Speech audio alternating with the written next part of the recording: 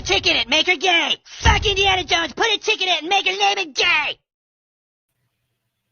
Why, hello! Welcome to the Captain's Cast. I am your host, Captain Garrett on the Swords and Starships channel. Put a tick in it! Put a tick in it! Boy, did the Panderverse... Oh, did they roast the hell out of Disney. South Park into... It's not into the Panderverse. It's joining the Panderverse. I think Into the Panderverse is a better title. Let me know how the sound quality's doing. I'm playing with my setup here a little bit. So, yes, I am Captain Garrett. This is the Swords and Starships channel. We are live, ready to go. Fu Man Blue is in the chat. Fu Man Blue, ahoy. Welcome aboard. Nice mini intro. Thank you. Thank you, my good sir. We got to talk about the Panderverse. We got to talk about pandering. And I intend to pander to you, my dear audience, and make you as happy as possible tonight. So settle in. I like Sunday to be, a setup, a fresh start for an excellent and productive week, an exciting week. And so we also got to talk about Five Nights at Freddy's. There, it has a pretty low audience score on Rotten Tomatoes. Some people are excited about it, dressing up to go see it. A lot of the fans of the game, on the other hand, it's getting a lot of bad reviews. What does the captain think? Well, you have not heard the most interesting and elucidating opinion until you've heard the opinion of Captain Garrett. So we are live on YouTube, Rumble, X, formerly Twitter, and we'll be talking about Into the Panderverse. We'll be talking about Five Nights at Freddy's. We're going to be talking about Gen V. How about a warm-up headline for you? How about a warm-up headline?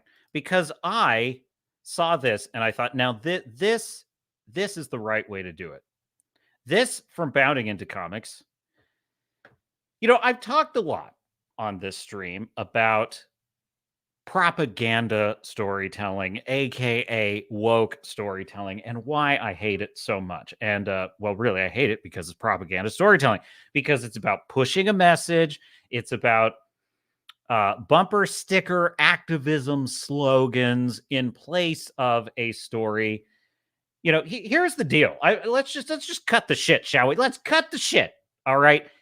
If you are out there and you want to be a successful writer, director, filmmaker, artist, I don't care what it is, okay? If you have 1 ounce of talent, you don't give a crap about any of that stuff. Like, now maybe up at the surface, like there may be ideas, right, that you're thinking about suffusing into your story.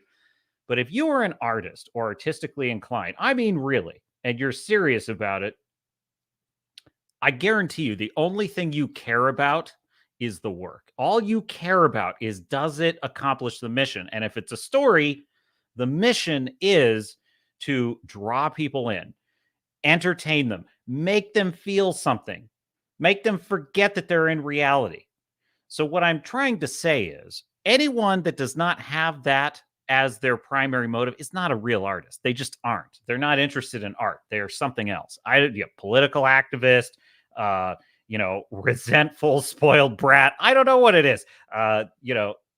It's just, but they're not interested. They're not interested in actual art. So it's not even really political to say that we should not be making propaganda art, because no real artist is ever really interested in setting out to make propaganda. And on that point, check out this headline from Bounding Into Comics. Brett Cooper, actress of the Daily Wire's new Snow White and the Evil Queen, says this will not be a MAGA conservative movie. It will focus on timeless values of the original story. Now, when I first just glanced at this headline, I didn't see the not. And I thought, and I literally rolled my eyes. It was an autonomic response, folks. I thought I read Brett Cooper says the film will be a MAGA conservative movie, rah, rah, rah. And I literally was like, oh, God. I groaned. I literally groaned because I'm like, oh, my God. Now, this is just the same mistake in reverse. This is the same bullshit. I don't want to see some ultra MAGA Snow White. So anyway, I was relieved to see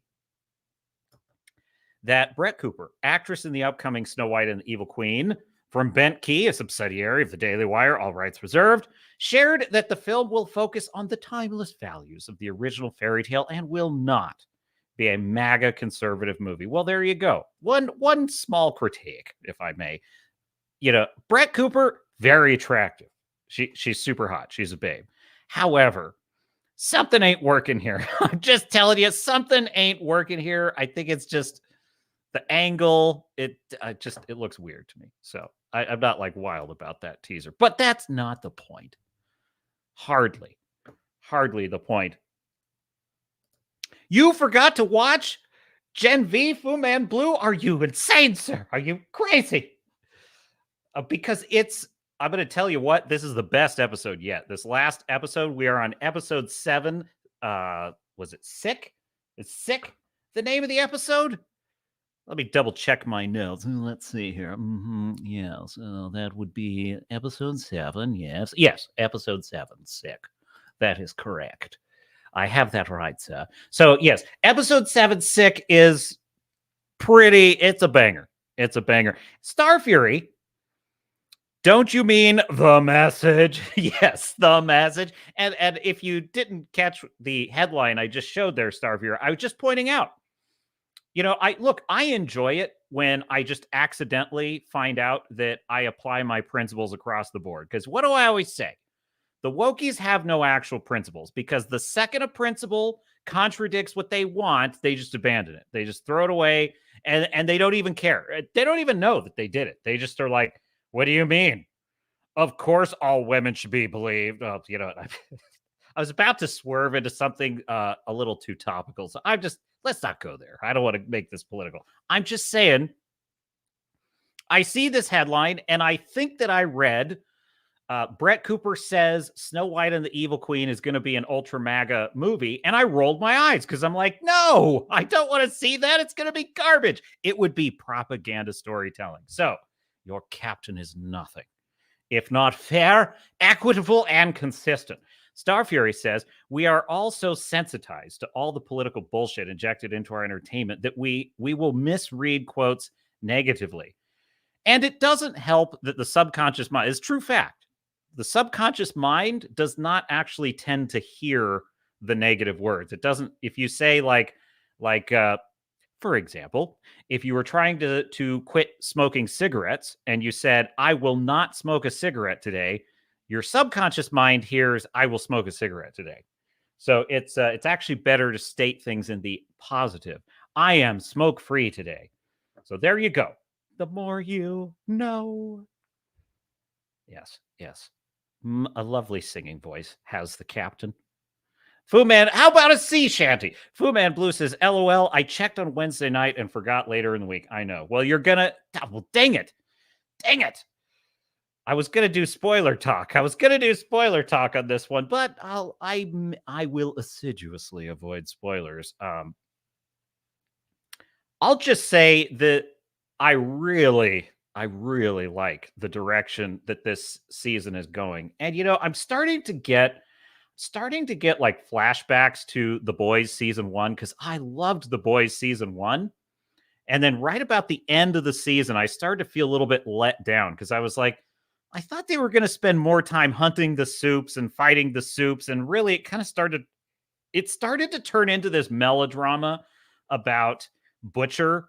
He's kind of a Walter White character, is Butcher. He really is. He's kind of like a Walter White, where at first you think he's a good guy, but the more you get to know him, the more you realize he just doesn't give a shit about anyone. Everyone he meets is a means to an end, and he's just using people. What's the name of the protagonist in Boys? I can't remember his name all of a sudden. You know who he is. He's kind of the dweeb that's dating Starlight. Anyway,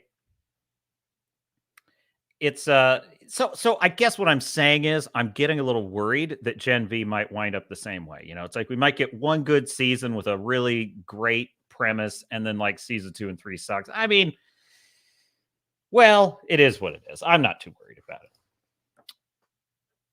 it. Yes, spoil, it's okay, says Fu Man Blue. Well, we'll see. We'll see when we get there. Where's Tom? Where is Tom? Tom, I hope you're out there. He's probably doing important things. So yeah, we're going to talk about that. So the MCU, by the way, has sunk to a hideous new low. I mean, this reminds me of, Dumb and Dumber.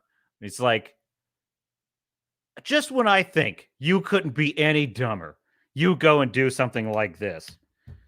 And this is exactly to me the most shameless. This is the most shameless thing the MCU has ever done. Are you ready for this? This is the trailer for the Marvels. Heroes. That's something the world sorely needs. Avengers. Remember? I am inevitable. There will always be more to finish my work. This is just the beginning. Do you know what this makes me think? He Thanos'd! She's destroying every place I call home and taking powers from this.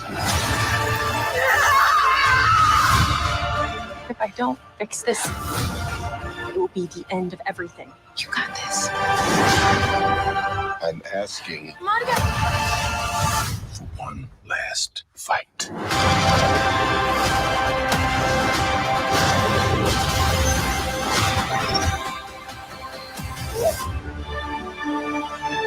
Marvels, rated PG-13.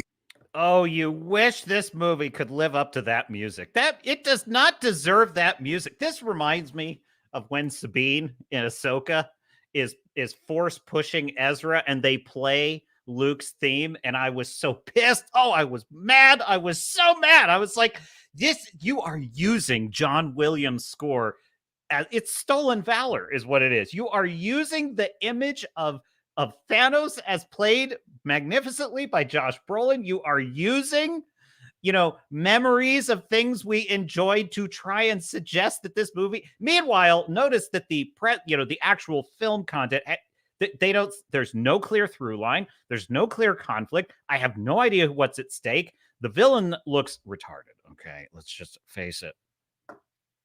Do you know what I think? Do you know what I think of that villain? I'll tell you exactly what I think of that villain. 'Cause we're boring! We're so fucking boring! That's what I think of that villain. With her grill. You know what I think would make the Marvels better? I'll tell you exactly what would make it better. Put a tick in it, make her gay. Fuck Indiana Jones, put a tick in it and make her name it gay. Exactly. That's how you do it. That's exactly it. Thank you, Kathleen. Thank you, Kathleen Kennedy. We need like 5 more chicks. Make it gay and super lame. Make it super lame. Oh, dude, the Panderverse was the best thing ever. And it made fun of us. It made fun of us YouTubers, content creators, fans. It made fun of us. And I actually, it's funny too. It's like, so there's this whole scene in the Panderverse where Cartman, who turns out to be the source of all toxic fan mail that Kathleen Kennedy has received. She's talking to Kathleen Kennedy, and she's like, I just got so much hate mail that it just prompted me to double down and pander even more. And I was getting 10,000 letters a day. And Cartman's like, oh, well, I was writing like 12,000. Well, no, that's not possible because it was way more. He's like, oh, no, I was writing like, 15,000 letters. Like, it was you the whole time.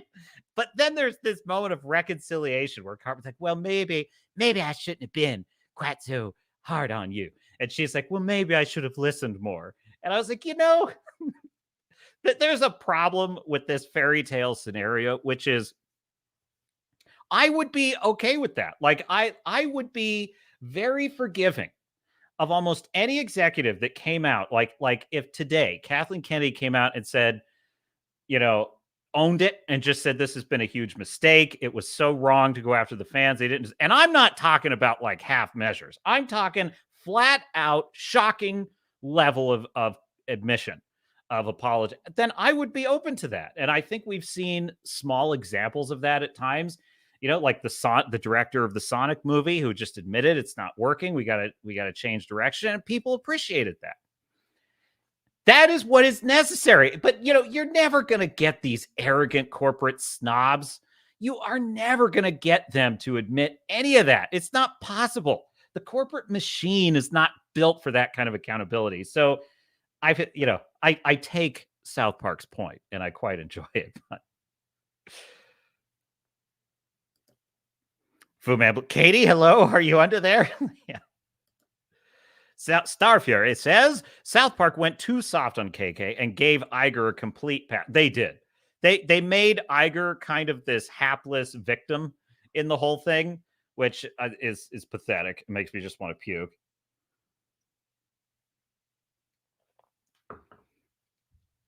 You have to remember that Matt Stone and Trey Parker, for all, they are really awesome. And I admire them greatly. And their work, it's their life's work, which is South Park, is a contribution to humanity. It is a peerless contribution to the comedic canon for all time. It's one of the last places where free speech and comedy truly lives, which is in South Park. South Park is grandfathered, okay? South Park is grandfathered in to the 20 years ago when there was more free speech and liberty in this country. That is what it's grandfathered in. But if South Park were started today, it wouldn't happen. Never. That show would never get made. Matt Stone and Trey Parker would be thrown out on their asses. Look, they were already on the line when they started. People already didn't like them at the beginning.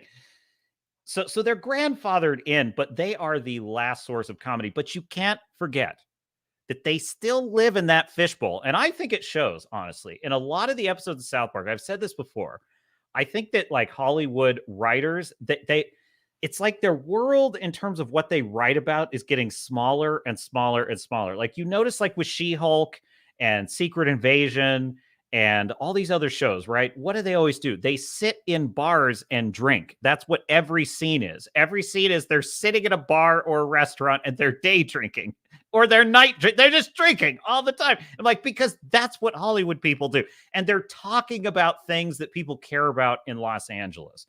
And I've noticed that a lot of what South Park kind of tilts into is some of it is, they're skewering stuff across the board, but they often are focused on things that are really more of a thing in LA. And they're not as much of a thing anywhere else. Because I've lived in LA. It has an effect on you folks. You live in that swamp long enough. It's just, it's hard to resist the pressure. I don't mean like you lose it. I never changed my beliefs or thoughts about things that I held dear, but you just start to forget what normal people are like when you live in a place like that. You start to forget what normal human concerns are. Okay. And then you move to another state and people don't even talk about the absurd things that Angelinos are obsessed with. And then oh my God, you're right. Most people don't give a shit about this stuff. And so South Park suffers from a little bit of that. And I think that's partly why they went so easy on Iger. And they're so forgiving towards Kathleen because they're still living. They're in that. They're in that. They understand the game of producers and all that stuff. Look, they're not totally objective. And obviously their comedy's not really supposed to be a literal commentary. It's just comedy. They've said many times that people tend to mistake their intentions as political commentary when really they're just doing things that make them laugh, which I respect. Yes, Cartman. Would you please check out my bed for Kathleen Kennedy? Oh my God, she's gonna make me lame and gay. Oh no, Ma. Make her. I love it when running around the set with a bullhorn, being like at the set of Bambi. Put a check in it, make it gay. I think I have that one. Is this the one? I'm pretty sure. I want it lame. That's like one of the best parts. I don't want it lame. Oh my God. The Bambi one's so good. Put a chicken up, make it gay. And stuff, you're over there on Rumble. And I think you actually updated your handle on Rumble too. $2 super chat. Save me. KK is under my bed. I know. You know what's going to happen, Star Fury? She's going to replace you with a woke woman of color. That's what's going to happen. And make her super gay. And Star Fury says, of course I smashed that like button over there on Rumble, so smash it. Smash that like button. Well, thank you. Thank you, Star Fury and Fu Man Blue over there on Rumble. We're also live on X, formerly Twitter. And we are live. Eric Mars in the chat. Mike, look what the cat dragged in. What's shaking over there, Eric Mar, a.k.a. Black Knight, author of the Star Shatter series. I saw you over there on Drink with Crazy today. I saw you there. Chats are crazy. They're insane. They won't stop. You know what? And guess what else, Fu Man Blue? Eric Bar says streams didn't work for a long time. Meaning just in general on YouTube. I've heard about issues. Hopefully, let us doff our caps and pray to the dear Lord for a safe journey aboard the streaming tides of YouTube. Godspeed to us all. I whenever I'm thinking in nautical terms, I just channel a British, like a British lord who's also the captain of a ship. That's my character. Fu Man Blue says, what is this 1958? Why is everyone half drunk at 11 a.m.? I know that's LA culture for you. It's like, it's a very alcohol addicted culture, sort of like London, huh, Star Fury? Huh? Yeah, I know. Let's go down to the pub and have a pint. What else we got in the chat? Shit, yes. Fu Man Blue, shout out Az, you're boring. You're so boring. Oh man, Az was like, he just unleashed on that rant. It was one of the most. It was glorious. It was magnificent to behold. In the words of Mihawk. So by the way, I finished writing the script for a new One Piece video. I'm going to do a multi-part series on One Piece, and I hope to have multiple episodes launched. I might do it week to week. I don't know what would be best for the algorithm, but my thought is to kind of make it almost like a show where you're waiting for episodes to come out. So I've got that and some other things on tap. So I went through the whole One Piece show again. I did a deep dive. I took copious notes, and I'm going to tell you right now, Mihawk is something else, man. You could right now do a spinoff of that character of Dracul Mihawk in One Piece live action. I know he's very popular in the manga. Apparently, Japanese fans of the manga on Twitter are pretty happy about that portrayal. I'm going to tell you something right now. It's like he stepped out of an Alexander Dumas sort of classic Three Musketeers story. He's got this outlandish kind of 18th century France kind of style about him, but he's got this proper gentleman. And I love how he has this kind of blasé, almost bored attitude, even when he's like thrilled by something.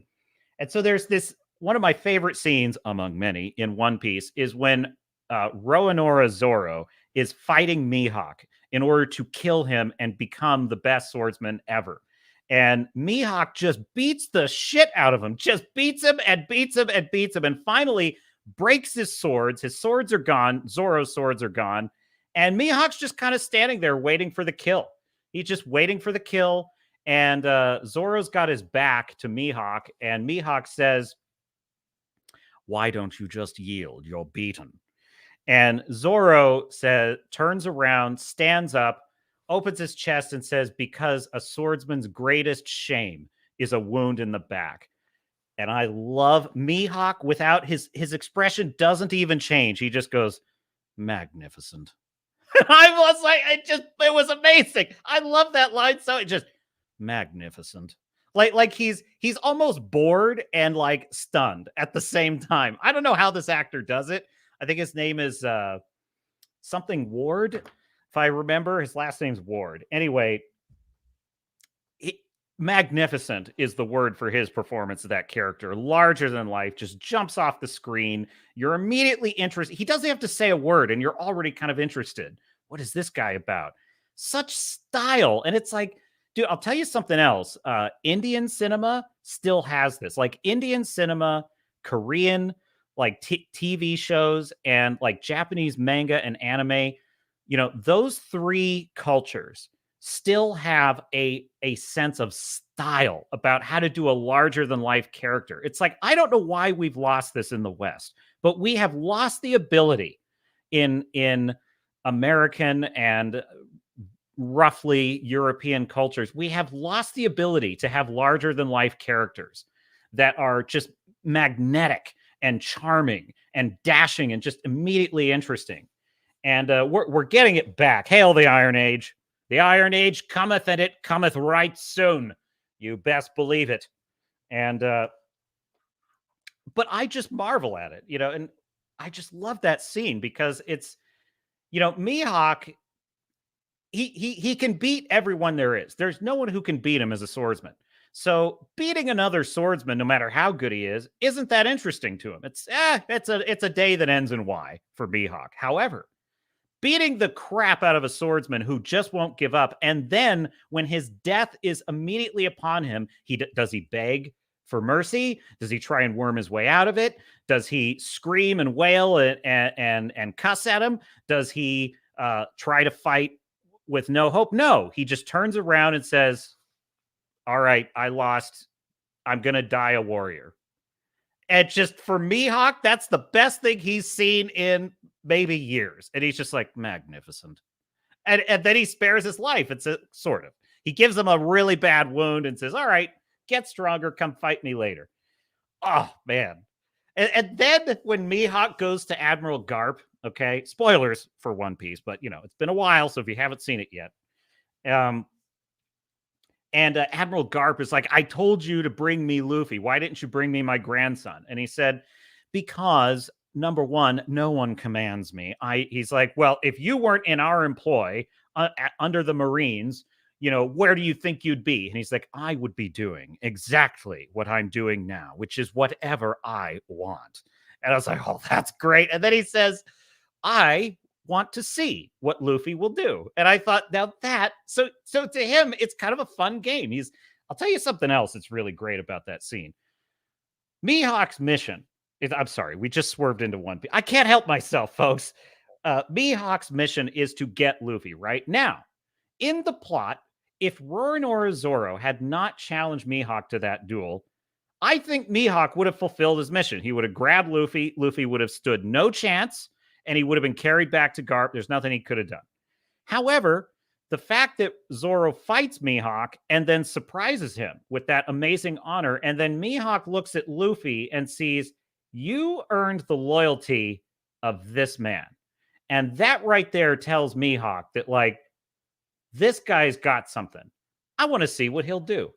And he decides to leave Luffy. Now that, folks, paging Filoni. Hello, Filoni. Hello, Feige. Hello. MCU writers. Hello, MCU shills. But gather around. That's storytelling. That's freaking character work.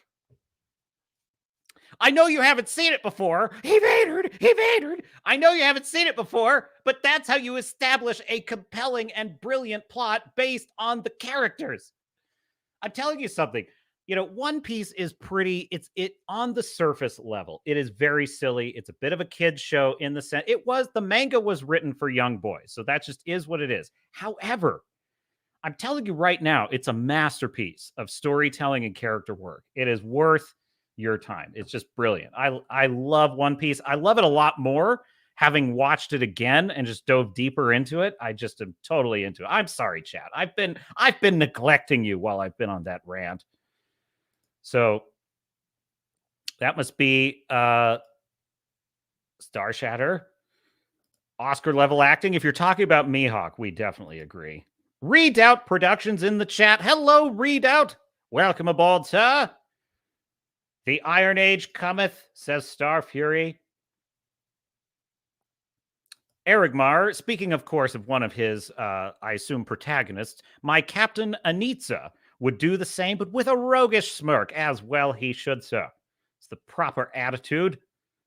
It's the proper attitude for a man of warfare.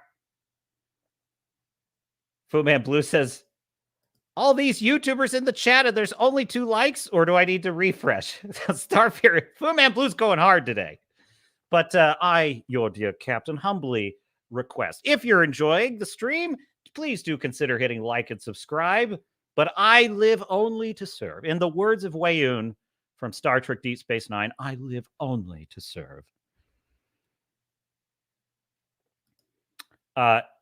Fu Man Blue, yeah, there are a lot of mentionable interactions in that series. If you're talking about One Piece, I'm going to tell you right now, I'm telling you right, there's about 3 or 4 just incredible moments in every episode of that show.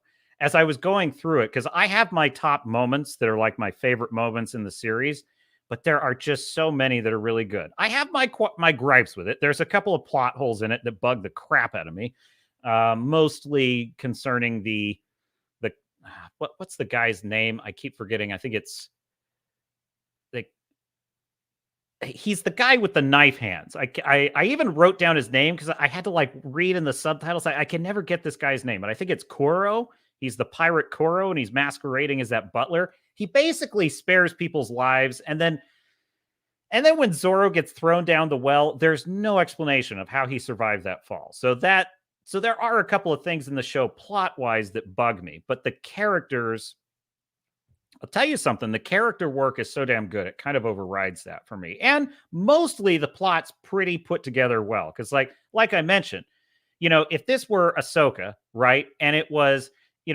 a character just deciding to abandon their mission and spare the hero, there'd be no established reason for it. There'd be no setup. You wouldn't be able to understand why they did it. It would just seem like what needed to happen so the plot could happen. Like Sabine sort of betraying Ahsoka, but then never being accountable for that. Like that's kind of an example. With Mihawk, there's a clear character-driven reason why he spares Luffy, and it would not have happened if Zoro were not there. That's exactly my point. If your plot is solid, you should be able to pull the pin on something and watch the whole thing crumble. That's really what it is. If you say, if I remove this event from the story, what would have happened? And I've used this technique when I've been really stuck. When I've been plotting a story, I literally, at one point when I was writing my second book, Blood and Oak, Wolves Will Eat, available now, link is in the description. I ran into a situation where I suddenly realized, or I thought I did anyway, I was like, you know what? If the hero did not take this action or did take this action, it would make no difference. And when I realized that, I was like, okay, I've missed something. And I had to go back and I had to like kind of think it through. And I literally just in my mind said, okay, if the character never took that action, what would have happened? And if the character does take that action, what happens that's totally different? And I had to literally just plot out something that wasn't even going to happen in the story, but I had to know, because I had to know that my character was making a decision that influenced where the story was going. And then okay, that makes perfect sense. And I'll tell you something, the scenes I wrote as a result of that were much better and much more fun, much more satisfying. So you should be able to pull something out of a plot and watch the whole thing crumble if you've done your job well. Pull one thing out of Ahsoka, nothing changes. Nothing changes. If you pull one thing out of Ahsoka, who cares? Delete the witches, who cares? Anyway, you get my point. You pull one thing out of One Piece and the whole thing kind of falls apart because he needed each one of those characters he meets on that journey in order to get to where he got.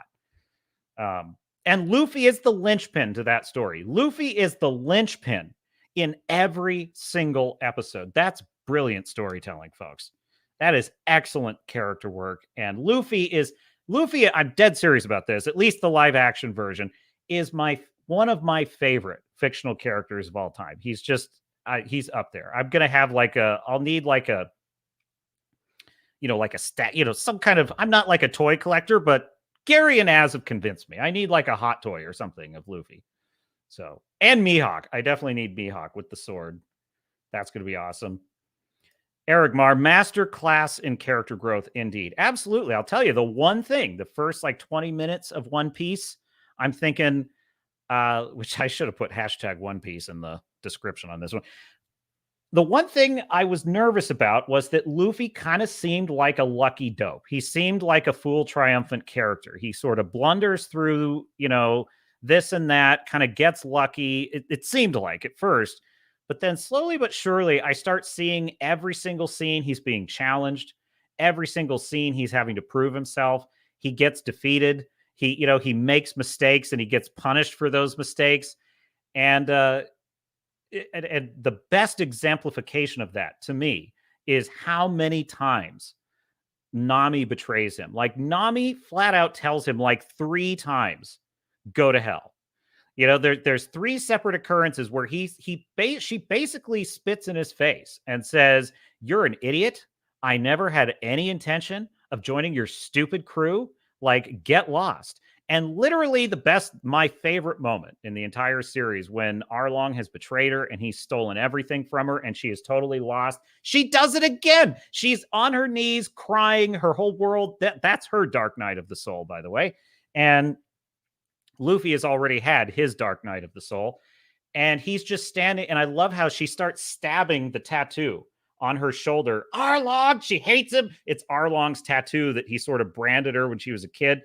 And she stabs herself once. It's almost kind of, it's almost like, this is getting a little too deep, but it's almost like a kind of biblical sort of a scene, because it's like I won't get into it, but deny me 3 times is kind of what I'm thinking of. But anyway, she stabs herself once, she stabs herself twice, and then on the third, I think it's the third time, his hand appears and catches her.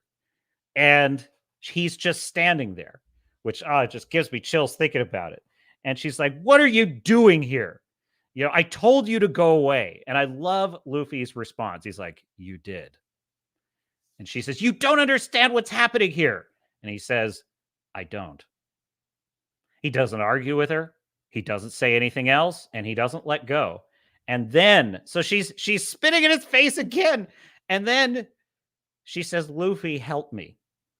I'm telling you, it made the whole series worth it. It made the whole series worth it because it was about how, nobody can do it alone. Nobody can do it alone. Luffy couldn't do it alone.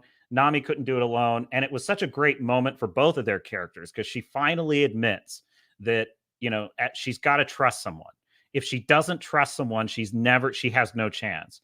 And on Luffy's side of that equation, what's great about it is if he had given up, if he had lost faith in himself and in his dream, because everyone was telling him, "You got this girl wrong. She's not, on your crew." Luffy refused to give up on his faith in his dream. He never would give up on his faith in her or other people. And it's that very quality he has that makes him special as a pirate, as a character, as a hero.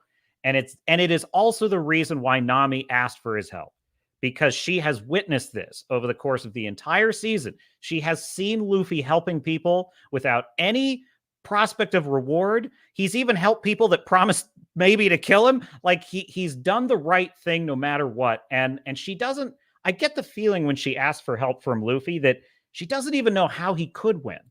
She just knows that he's a guy that won't give up. And that's the only shot she has. And she just somehow knows that he can help, even though it may not be clear how. It's brilliant. It's brilliant, folks. It's One Piece is the best. I think I would say, yeah, I think it's safe to say it's the best show of the year. I can't think of anything better. Absolutely. So there you go. Eric Marr says, a shitta, a shitka. I'll tell you something. I was thinking about the shills the other day, the poor shills. And I was just thinking about, how they're big mad. They're big mad because people are making fun of them. In fact, I have a video for you. Apparently, they don't want any more negative criticism. So we are going to watch it in honor of their wishes. We are going to watch another Grizzy shill video, and we're going to negatively criticize them. And so but I was thinking about them, and I was thinking, I don't wish upon you that Ahsoka is garbage and you're clapping at nonsense. But that's your choice. If you want to clap for crap, that's your business. And if you want to put it on the internet, it's now my business. But the thing is, look, part of Filoni's problem is he wants Ahsoka to be more than she should be as a character. He wants her to replace. See, you know that old expression. It's like I could never replace so and so. I can only do my best to succeed them. It's like that's kind of what Filoni's mistake is. He thinks Ahsoka can replace Luke. She can't. Don't even try. It's a fool that tries that. Nobody's ever going to replace Luke Skywalker or Han Solo or Princess Leia. It's not possible. But what you can do is tell a really damn good story about this ex-Jedi who goes on one last mission and gets pulled into galactic politics. There's a great story in that. There's a great story in there. Half of, you've heard me rant about Ahsoka ad nauseum on this channel, and half of my anger, probably more than half of it, is not at what is, it's at what could have been. That's what makes me so damn angry about that show, is that, these assholes should have some accountability by now. Like, Filoni should have someone looking, there should be some kind of accountability after, I don't know, a dozen failures. It's like there should be one person saying, okay, rewrites, careful planning, but there isn't. And so it's just the hubris of it it's a damn shame. It's a damn shame. No Ray Crap Walker and Star Shatter, which, by the way, that Prism trilogy of like, what if Star Wars 7, 8, and 9 were good? It's not perfect, but it is a pretty damn good, I would call it a really good storyboard for an excellent trilogy. It's like, that's a great storyboard. That is something we could work with. Probably need to rearrange a thing or two. There's definitely a couple plot points that get a little convoluted. I'll tell you, so if you watch it, though, it's excellent. It has, its heart is in the right place. That's really the beauty of it, is its heart is in the right place. It uses every element that, frankly, J.J. Abrams and Rian Johnson left on the table. It actually uses all of them, but it uses them in a better way that serves the main story and doesn't shit on the legacy characters, that understands the legacy characters are, don't try to replace them. You can't. That's a fool's errand. But one element of that, I think, kind of goes awry, is that the Emperor's plan is so clever in that reimagining that it actually kind of kills the tension, because I don't actually see why the galaxy would on the surface not want his plan to succeed. And I even kind of feel like the viewer is going to be somewhat in that camp of being a little confused about, why is this such an evil plan? Because the Emperor's plan in his story is, he doesn't mean it, but he wants to create a civilization in which everyone's provided for and everyone's taken care of. And so, in other words, he's trying the carrot instead of the stick this time, which on the surface kind of is smart, but I think it needs more work, because there's a piece missing that would really connect the viewer with how evil this is. It's almost there. It's like, it's a really good storyboard, but I'll tell you, the final moments, maybe we'll play it. We'll play the final moments of What If Episode 9 was good, because it floored me. It absolutely floored me, because regardless of whether the plot needs a little work or not, that was the destination. Like, that was the destination that we should have been going to, because it was so perfect. It was so beautiful. And it allowed a new generation to take over in a way that was graceful and meaningful and actually made sense. There was something you could have built on. Erigmar says, in my second anthology, The Blood of Tyrants, there is a bonus wholesome punk novelette, and the main character is one crazy cyborg character. You've got a hell of an imagination, man. That's awesome. The ideas just keep coming. I love it. Which scene, Starfear? You said that the scene is more graphic and visceral in the anime in One Piece. Would that be Nami asking for help, or Mihawk beating Zoro? A wild man needs no man. Readout says, to be fair, if the live action sequence is as violent as the animated one, Nami would have long since died of blood loss. Interesting. I do plan on watching the anime now that I'm working on the live action review, but then I want to actually move into the anime. So I'll tell you something too. Like Zoro's wound that he gets from Mihawk, that's my, I would say probably my second favorite beat in the whole story is Mihawk or Zoro being on his deathbed. I love that so much because it's really I think it's Luffy's best moment in the whole series when, he's kind of taken things a little bit unseriously up to this point. Everything's kind of just been a big fun game to him up to this point. And it's not to say that he doesn't take things seriously, because he does. But, this is his first moment of like real crisis of faith when they say, Luffy, you need to, I like how Nami kind of blames him. She's like, you did this. You could have talked him out of this and you refused. And he's like, I can't. It's his dream. And she's like, and she's kind of saying, but look at the cost of that belief. Like, look at what's going to happen. He's going to die. And then they're like, Luffy, you need to talk to him. And he goes to talk to him and he doesn't know what to say. He's like, okay, well, and he's kind of going to do the typical Luffy thing where he's being a goofball and it just doesn't feel right to him. He doesn't know what to do.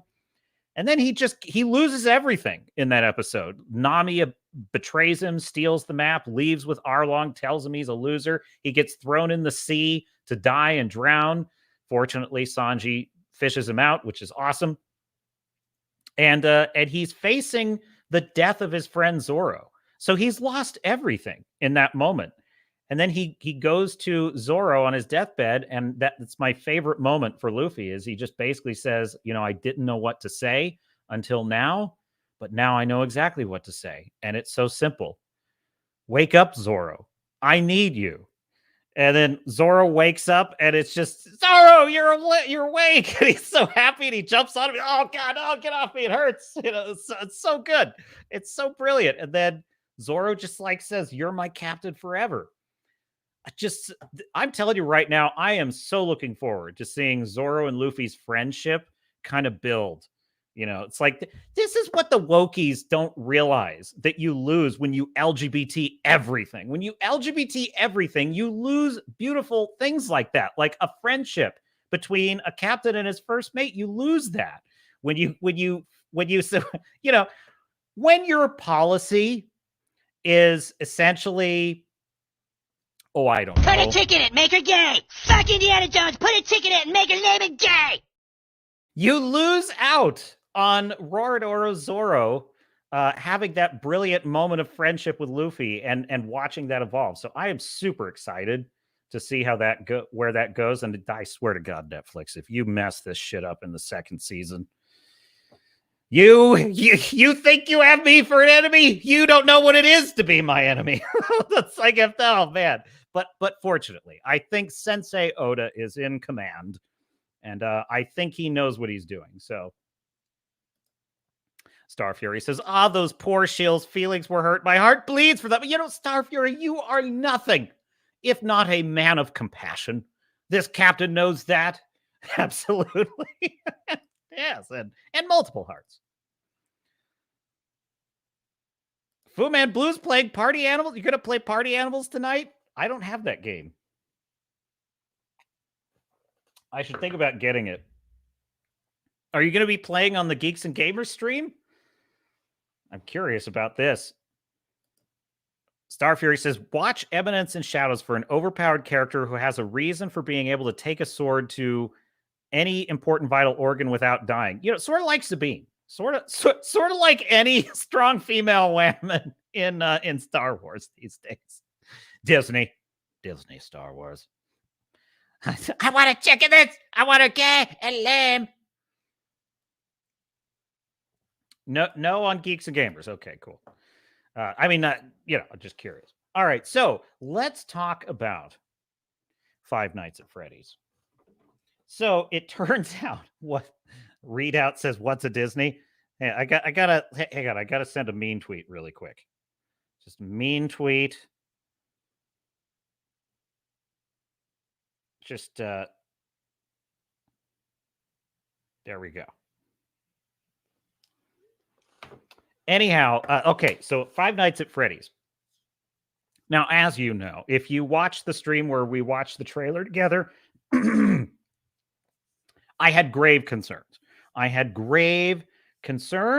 Because I just felt that it looked bananas. Okay, it's like, look, here's what Five Nights at Freddy's should be, because I remember when I first was told about this game, a friend of mine told me about it, kind of showed me clips of it, and I remember watching it, the gameplay that is, and thinking, I'm not even going to touch this game. Like, I was terrified of that game. I'm not playing that. Like, that shit will fuck you up for life, man. Like, that's no. I'm not going to do this. So I am the worst, like, at terrifying games. Like, dude, I can hardly do Dead Space, which Dead Space is a magnificent game. It is magnificent, but I only can do it in like sprints. I do like a 1 or 2 hour sprint, and then I can't play it for like a day because it fucks me up, man. It's too terrifying. I can't deal with it. So you should have seen me when I would play Resident Evil. I would, I was like Az with the scream. Oh, no, he's behind me. So I'm like, I see this game, Five Nights at Freddy's, and I want to play it, but I don't want to play it. You get what I'm saying? So I'm telling you right now, the movie, right? It should not be some wild, over the top monster thing. It should be a kind of spooky, spine tingling, sort of not like full of huge jump scares. I mean, yeah, there's probably a jump scare or two, but this is basically a psychological kind of horror film. It should be a ghost story, something that like sends a tingle down your spine. I think that's kind of what the film should have been, like something like Paranormal Activity, something like The Fourth Kind, like these kind of found footage where it's more creepy than it is scary. Like, I think if they had just stuck to that, it would have been really good. And to my surprise, I start watching it. Okay. I watched it on Peacock because I did not trust this film enough to just, slog all the way over to the theater and shell out I'll watch it on Peacock. Why the hell not? So I fired it up. I at least waited till it was night. I waited till nightfall. I gave it that much respect. And it starts out with kind of a dopey scene of a guy in the Five Nights at Freddy's, presumably one of the security guards, and he's being chased by something. And then he winds up in this like kind of he's strapped to this chair kind of in Saw fashion. And then for whatever reason, like a Freddy's mask, like a Freddy Fazbear mask is descending onto his face with like spinning blades, and he's screaming, ah! And I'm like, now what is the point of putting a mask on a guy, but it's going to like carve up his face? I don't know what that is. Now, at this point in the film, well, it's the first scene, so I presume I will get the answer to that question at some point. And assumptions can be dangerous. And then we get to Mike, who's the main character of the story. And I was surprised that he's pretty likable. He's played by Josh Hutcherson, who played PETA in The Hunger Games, which I did not recognize him until I saw the IMDb. But he's really good at playing this kind of down on his luck everyman that you sort of root for. And his story is essentially that, when he was a kid, he witnessed his little brother getting abducted when he was on a picnic in the woods with his family, and he saw the car driving off with his brother, but he didn't see the man, and they never caught him. And now in the present day, he's going from job to job to job because he's kind of a loser. He always gets fired, and he's taking care of his little sister, Abby. Now, they never explain where his parents are, because presumably his parents are dead. They never explain it at all, not even with a single line of dialogue, unless I missed it. I don't think I did, though. So it's just, okay, fine. So he's taking care of his little sister, Abby. They're both pretty likable. She's kind of obviously traumatized, and so she's kind of resisting. Like, it's her big brother. So even though it is sort of a guardian and ward situation, she doesn't really treat him like a parent. At first, I was like, why is she being such an asshole? This guy's not a very good dad, was kind of my first impression. But then you learn, okay, it's his little sister. So it's a different kind of dynamic. So he doesn't really know how to parent her. She doesn't really respect him as a parent because he's her big brother. But you can tell that she cares about him. He cares about her. He's trying to do his best. So right away, there's some pretty good save the cat moments for both Abby and Mike. And I like these characters. Okay, cool. I like these characters. I'm kind of into this. It's a nice setup for he's going to be locked in Freddy's, and I'm into this.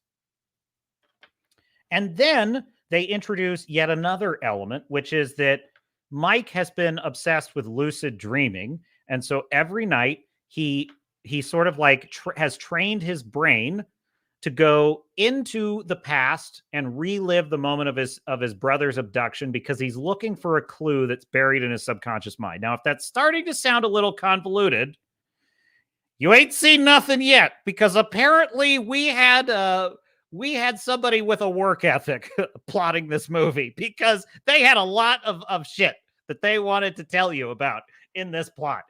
This is supposed to be a movie about a security guard at Freddy's. So but at first I was like, well, you need some kind of story, so the captain will allow it. And well, then because he sees a guy, so he's a mall security guard. This is all in the first like 10 minutes. He's a mall security guard. He sees a man kind of tugging at a boy's arm, and the kid's kind of fighting the guy. And so he thinks that it's a kid being abducted, and he snaps. He freaks out. And to the film's credit, much of this was unstated, but I kind of figured it out pretty easily from just the story as it unfolded. So the beginning of the film is structured pretty well. So he chases the guy down, beats the shit out of him, just like he does. Because I'm thinking, oh yeah, he's gonna grab the guy and be like, hey, whose kid is that? Or where's your parents? Or something. He doesn't do it. Does he tackle the guy and just hold him down? No, he throws the guy in a wishing well and beats the shit out of him. Just bam, bam, bam. It's like Vincent D'Onofrio's Kingpin, just killing the guy. Well, he gets fired. He gets fired for that. And then, getting old sucks, because then an actor shows up in this film that I recognized from when I was pretty young. And he was one of the actors in Scream. And now he looks super old. And he was basically playing a high schooler in the original Scream film. And now he's like an old guy. What's his name? Let me see if I can find it here. Come on. He's not even at the top. Oh, yeah. Matthew Lillard. Okay, that's who it is. It's Matthew Lillard. So he played one of the killers in Scream. He's the one that's like, hey, I'm getting kind of woozy here. He always played kind of a dope in high school comedies in the 90s. And now he just looks like a super old dude. Probably because he is. That's just my theory. And I said, so wait, what is that? That means I'm getting super old. But anyway, so he says, hey, I've got a job for you. You really, beggars can't be choosers. You got to take it. There's this old pizza place. It's like a Chuck E. Cheese. People are super happy about, people loved it in the 80s, but, it's abandoned now. But the owner's kind of sentimental, and he doesn't want to ditch it. So your job is just to be there at night, watch the security monitors, make sure nobody breaks in. And now we're off to the races. The premise has been established. He fights it at first, but he kind of has no choice. They introduce this plot dynamic where his aunt is trying to get custody of Abby, and she's got like this lawyer toady which is kind of funny, but she kind of bitches him around all the time, and like she like openly discusses plots of murder with her hired henchman, and the lawyer tries to excuse himself, but she won't allow it. Now stay right where you are. I shouldn't be hearing this. Stay where you are.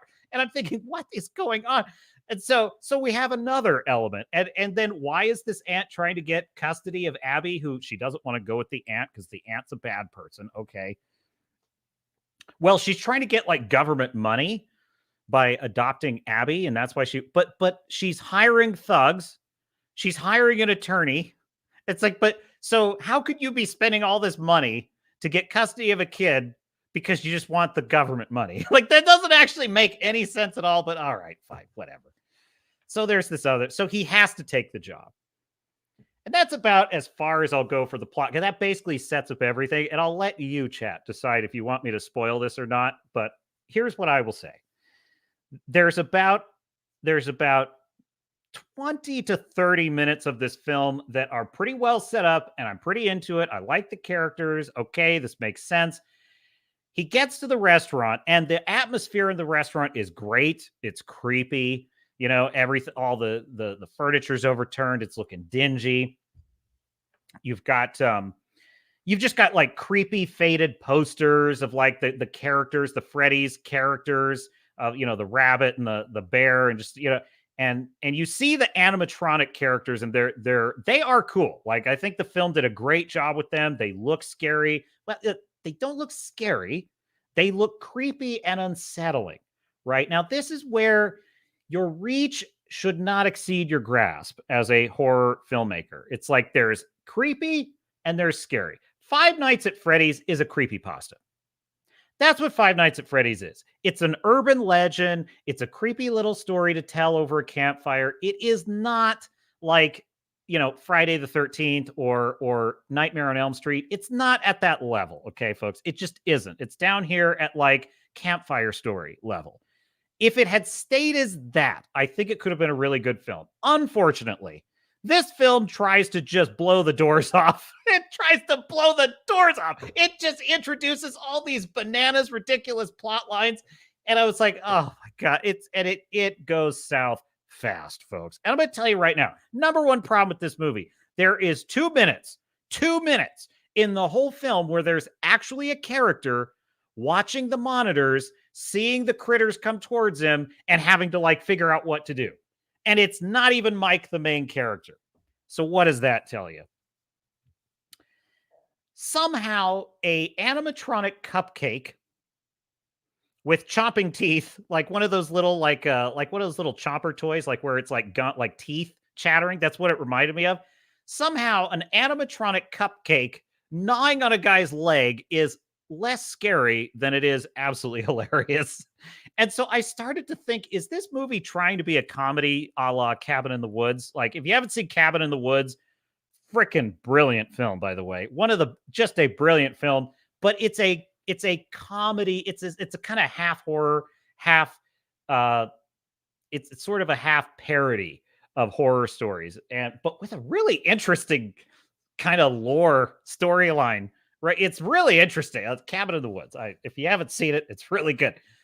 And anyway, it tried. I don't know if it was trying for that. I don't think it was, because there's too much in this film that is way too dark, because the whole subplot with Mike and his abducted brother, it's very constant throughout the film. And it's on the level of like a Black Phone. The Black Phone is a blood curdling, disturbing film.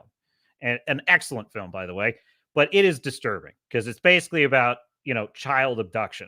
Now that's heavy. Okay. That's heavy material. That's, we're kind of in the level of like Sound of Freedom kind of heavy. Okay. So you've got that, then you've got a kind of slasher killer dynamic. And then you've got this kind of dopey, clownish character, imaginary friend dynamic going on. And I can't, without spoilers, tell you why that tanks the whole film. But I'll just tell you that once Abby comes into it, it kind of kills the tension. And there's 2 fatal flaws in this film. This film is supposed to be a monster in the house story. Now, every monster in the house story needs one thing above all, which is, you guessed it, a house. And the house is a metaphorical concept that refers to a locked setting. Okay, it's a setting you cannot escape from. Doesn't have to literally be a house, but you can't be able to leave, or else there's no tension. So for example, in the Alien film, the house is the Nostromo. In the Aliens film, it's the planet, the colony that they're trapped on, and they can't get off of it, right? Predator, it's the jungle. Okay, so in the case of this film, obviously the house is Freddy Fazbear's restaurant. That should be the house. Well, do you know what the problem is? Guess what happens every day after his shift is over?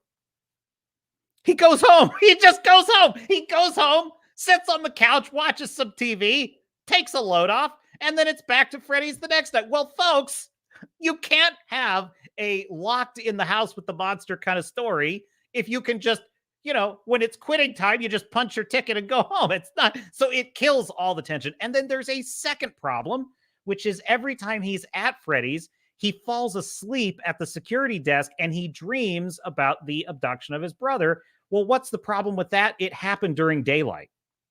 So 1 minute we're in this dark, creepy, and I love the setting of Freddy's. We're in this dark, creepy, we hear the hum of the security monitors. And then immediately we're transported into his dream where it's in an open forest, lots of sky, and lots of bright daylight. Well, that visual motif clashes with the visual motif of a dingy, dark, creepy restaurant. It absolutely shatters. It shatters the mise en scène. The mise en scène of the film is at war with itself, because one minute we're in the forest and it's day, and the next minute we're in Freddy's and we got critters going bump in the night. And that's only up to Act 2. Once it breaks into Act 3, this film is an absolute bananas mess. It is an absolute trash fire in Act 3, and it is... The plot is so ridiculously convoluted. There are so many working parts in this plot, and it did not need any of it. It's like, no, dude, a dude trying to take a job to help out his sister he's adopted. That's it. That's all you need. You don't need any of this other garbage about the aunt or, you know, or the thugs or the lawyer and all. It's just, there's a cop. There's a super implausibly hot cop that shows up in the movie, and she doesn't even act like a cop. She just acts like she's super thirsty for Mike. She's just like, oh, do you want to dance? She fucking asks him to dance when they first meet. I'm like, what is this? And she's like a stripper version of what a female cop would be. Okay. She's way too hot to be a cop. It just isn't possible. And so, and she's all like soft and seductive. I'm like, dude, if you've ever met a female cop, I'm not saying they don't have their softer side necessarily, but when they're on duty, dude, they ain't playing, okay?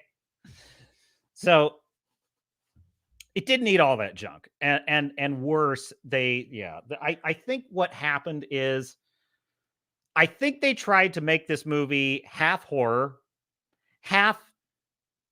comedy, half kids horror comedy. I think that's kind of what they try. I think they try to make it like it's like it winds up like kind of a Goosebumps story, and not a good one. So that is my long way of saying, out of 10 bars on the epaulets, Five Nights at Freddy's gets 3. This is a stinker. I'm sorry to report to you. It's dumb as hell. And it started off with such promise. It's so disappointing. I was into it. I even turned off the lights. I was like, oh, okay, cool. Once you get to Freddy Fazbear's, you think you're in for something kind of fun. And then it just goes off the rails. It's a complete mess. And you know something, I'll tell you, I think the number one reason it's such a mess is they did not trust their audience. They wanted this to be for a kids audience, and they did not want to offend that audience. They did not want to scare that audience too much, and I think it was a huge mistake. I think that, look, parents make their own call about what they bring their kids to. But I think if it's PG-13, I think it could have gone darker. It could have been a slasher movie, not super gory, but it could have been a slasher movie, a kind of creepy paranormal activity kind of movie. And I think that the 12 and over crowd would have loved it. They would have loved it. But the film did not trust that audience. It just did not trust them with. But oddly, it had this super dark child abduction plot in it, which clashed with the kind of happy clappy horror comedy elements of it. So it's like, dude, either make it dark and trust your audience, or make it a horror comedy and make it dippy as hell and just run with that. But the film kind of splits the baby, and the result is a mess. And Tom says, ahoy, y'all, just pop it in. Got chores to do. Keeping the stream on. Well, ahoy, Tom. Ahoy. Welcome in. Hail, the chat missed you, Tom. Look at all this love. Star Fury says ahoy. Fu Man Blue says ahoy. Readout Production says, Friday Night at Freddy's is almighty lore to some of my fellow Zoomers. It is one of those things I feel is a generational sensation. I liked Friday Night at Freddy's first 3 games and early lore, but the hype has become quite bloated. Well, I think it came out in 2014, if I'm not mistaken. So 10 years ago. So I was 30. 10 years ago. Like, it totally would have been my jam. I just, at the time, I didn't have a PC, and I'm just, frankly, it scared the freaking hell out of me. I was like, this is terrifying. I don't want to do this. I was like, I don't want to do this. But like, I liked the idea. I thought the concept was brilliant. And I thought the movie, look, it was always going to be a bit of a Hail Mary, this movie, because just, the video game concept is all about atmosphere. It's all about you as the player and your psychology of like how much of this can you take before you turn off the game. That's really what it is. So the problem with the film is that how are you going to turn that into a story that's a cinematic experience? Okay, how are you going to do that? They try this a lot with video games. You know, they tried this with Doom. Do you remember that dopey Doom movie with The Rock in it, Dwayne Johnson? And they did this whole action sequence where it's in first person mode and it's like a first person shooter game and he's shooting all the demons, you know. I thought it was one of the cringiest, stupid things I've ever seen. It killed all, it just ruined it. It just ruined everything about that movie. I'm like, dude, this is not a video game. This is a movie. Like, you can't, a video game is a video game. It's a different medium, right? So how are you going to turn this into a story? Well, I thought in Act 1, they were kind of on, they were on the right track at first, I thought, as I was watching the film, because it seemed like they're getting us invested in the characters. I'll tell you, one of the important things you need in a horror film is you need a real sense of a fear of loss. And I think that the relationship between Mike and Abby was pretty good at establishing a kind of fear of loss, because Mike is a very likable character. It's partly the actor is just very likable. He's got a kind of everyman look about him. And the actress who plays Abby, she's pretty likable. Like, sometimes these snot-nosed kids can be really annoying in a movie. She actually isn't, because even when she's being kind of bratty, you can tell that it's because her life has been turned upside down. So you kind of sense that there's a good reason for her. But you also sense that she cares about Mike, and she kind of wants to make this work, but she doesn't really know how.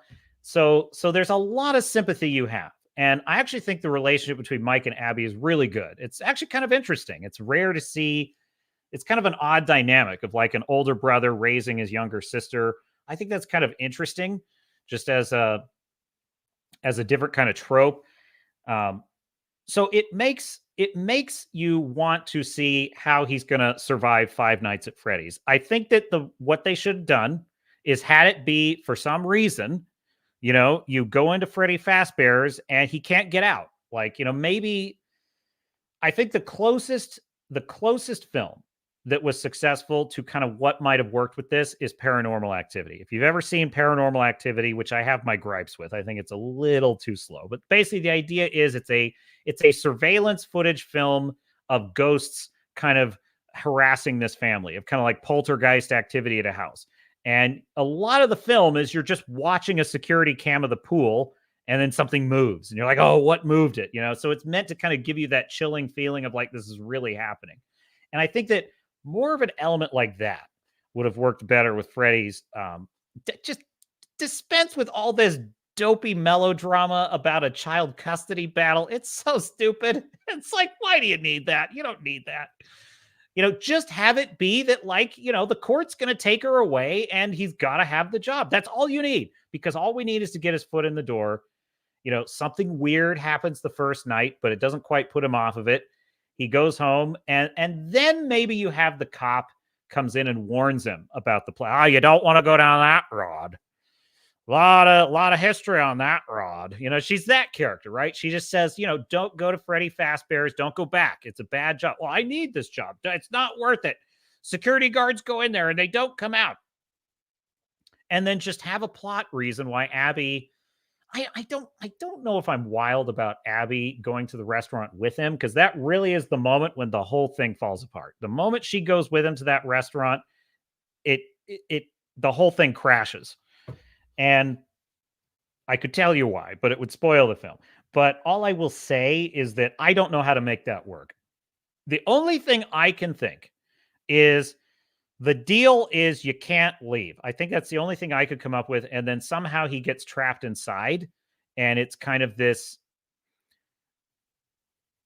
What about more? It's more, you could use like a curse mechanic where it's like once you enter, you like there's a magical field that won't let any, like you can go in, but you can't go out.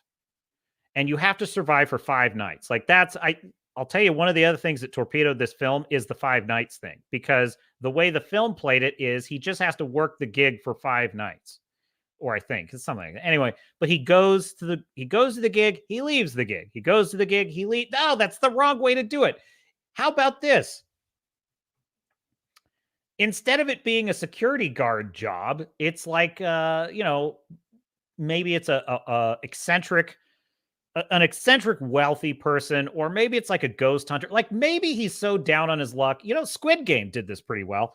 Mike is so down on his luck, he literally can't get a job anywhere. But there's like a scrupulous guy in the town, maybe like an eccentric billionaire, or just some bratty trust fund kids or something. And they say, hey, the legends about that Freddy's place, I'll tell you what, you go in there and live stream yourself or something like that. And you have to stay there for 5 nights and we'll give you all this money. And he's like, I ain't doing that. I'm not humiliating myself for you. But then he goes home. The court battle is looming. And he's like, it's the only thing I can do. So he has to like debase himself for these rich assholes. And he has to stay in there for like, it's a dare. It's basically a dare. He's being paid to do it. It's humiliating. It's degrading, but he, what choice does he have? And he has to stay, for 5 nights or whatever. And then he gets trapped in there and it becomes this kind of battle for survival. I think that'd be pretty good. In fact, the officer coming by, because this is really one of the weirdest parts of the movie. He's there one night. It's only like his second night. And this cop shows up and she knocks on the door. Super hot babe. And she's like, oh, hey, how you doing? And she's being super nice. She doesn't even sound like a cop at all. And she's like, oh, do you know anything about this place? And he's like, is there a problem, officer? Doesn't answer the question. Just continues with, oh, well, let me, that cut on your arm looks pretty bad. Let me come in and bandage it up. And then she starts telling him the whole history of the place. She turns on the music and then the animatronic animals start dancing. And she's like, aren't they amazing? Don't you want to dance? I'm like, what the hell? And he doesn't seem to, he's like, okay, well, whatever. It's weird. It's a very weird dynamic. So instead of that, you have it be that he discovers that once you go into 5 nights at Freddy, or 5 nights at Freddy, once you go into Freddy's, you can't leave. And so he sees her knocking on the door. Maybe he called the cops or something, and she's responding to the call. And then he realizes she's going to get caught in it too. He's like, no, don't come in here. Don't come in here. And she's like, what seems to be the problem, sir? Just whatever you do, don't come. Don't come, do not come. Anyway, so she gets suspicious and she insists, open the door, sir. Open the door right now. I want to see. I'm a security guard. I'm allowed to be here. Open the door, sir. No, you don't understand. If you go in this place, you can't leave, or something like that. And then she winds up trapped in there with him. Look, I'm not going to claim it would win any Oscars or anything, but I think it might be better. Look, here's the deal. You have to have him locked in there. That's the only way this film works. You have to have him locked in there. I don't know what else to tell you, folks. So anyway, there you go. Readout says, I disagree upon the fact that Friday Nights at Freddy's horror partly taps into our, in that, I think what you're saying is the horror partly taps into our relatability in waiting out the clock before we may punch out and go home, only to repeat the mundane horror of waiting out the clock. Well, I mean, that's an interesting philosophical take. I can't deny that. And I kind of like that. That is an interesting motif of like, it's a metaphor for the horror of the drudgery of a job, I'm just telling you how the mechanics of like storytelling in a film are. And I'm not claiming to be the grand authority. I'm just telling you what I see. And what I see is I don't feel any fear or tension when I watch the movie because I know that Mike can just leave. I know that he can just get up and leave the restaurant. And anytime you see a horror movie where you have that feeling that the character can just leave, it kills it. Like, it's the difference between a good haunting story and a bad haunting story. It really is. Because whenever the characters say, I don't want to live in this house anymore, I can't live in this house anymore, you have to believe the reason that they stay. If you don't buy into the reason that they stay, it just becomes obnoxious. Because, well, just go stay at a hotel. Like freaking go stay at a hotel and you'll be fine. You know what I mean? Like, that's essentially what I'm saying. I hear what you're saying, Readout. I'm interested in your thought, in your point here, because essentially what you're saying is the core film, or the core theme of the film is the drudgery of work. How would you make that work? Well, I think you might have to make it so maybe it's not a monster in the house story.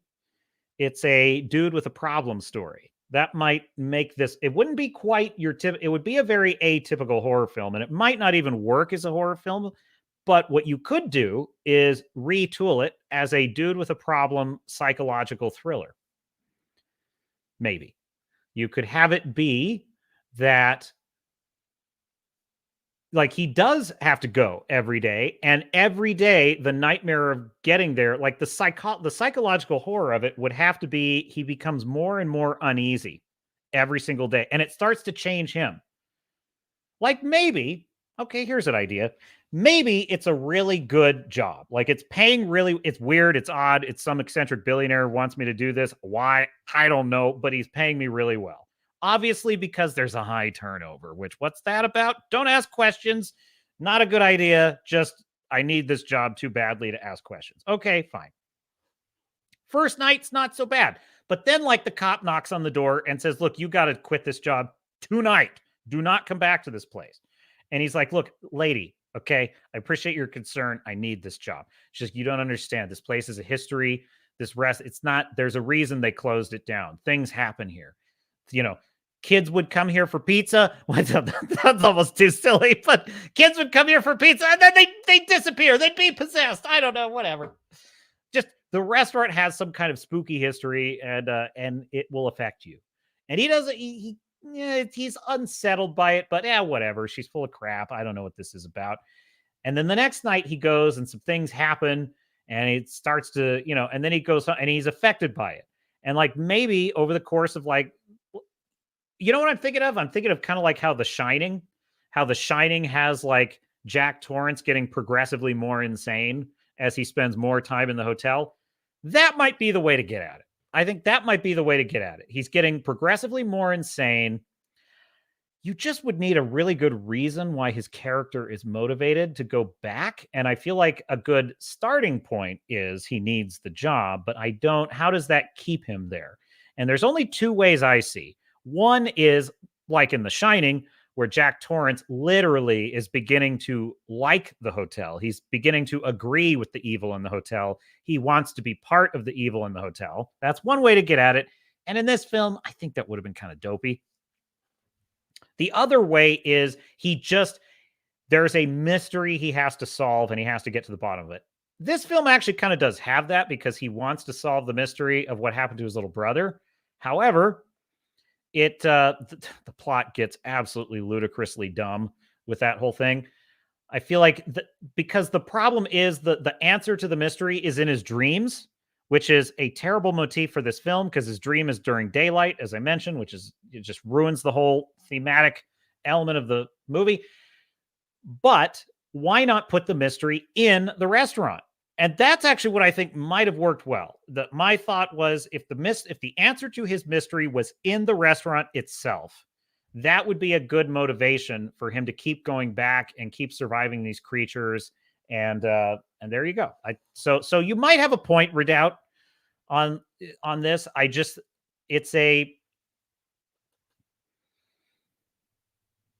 Maybe I think dude with a problem is kind of what it would have to be.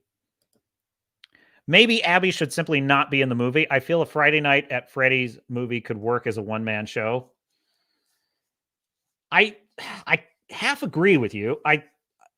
I'm on the fence about Abby's character. I think that she introduces a really good reason for Mike to work so hard, because look, he's such a loser, just as the story's written. He's such a loser in this film that, like, if it weren't for Abby, I wouldn't buy for a second that he's even going to worry. He's just going to collect unemployment. That's what he's going to do. He's going to collect unemployment and watch Netflix. Okay. So in order to get him out the door and doing this creepy, weird job, I feel like Abby is a really good reason for that. And he and her are likable enough that we as the audience are invested in their story.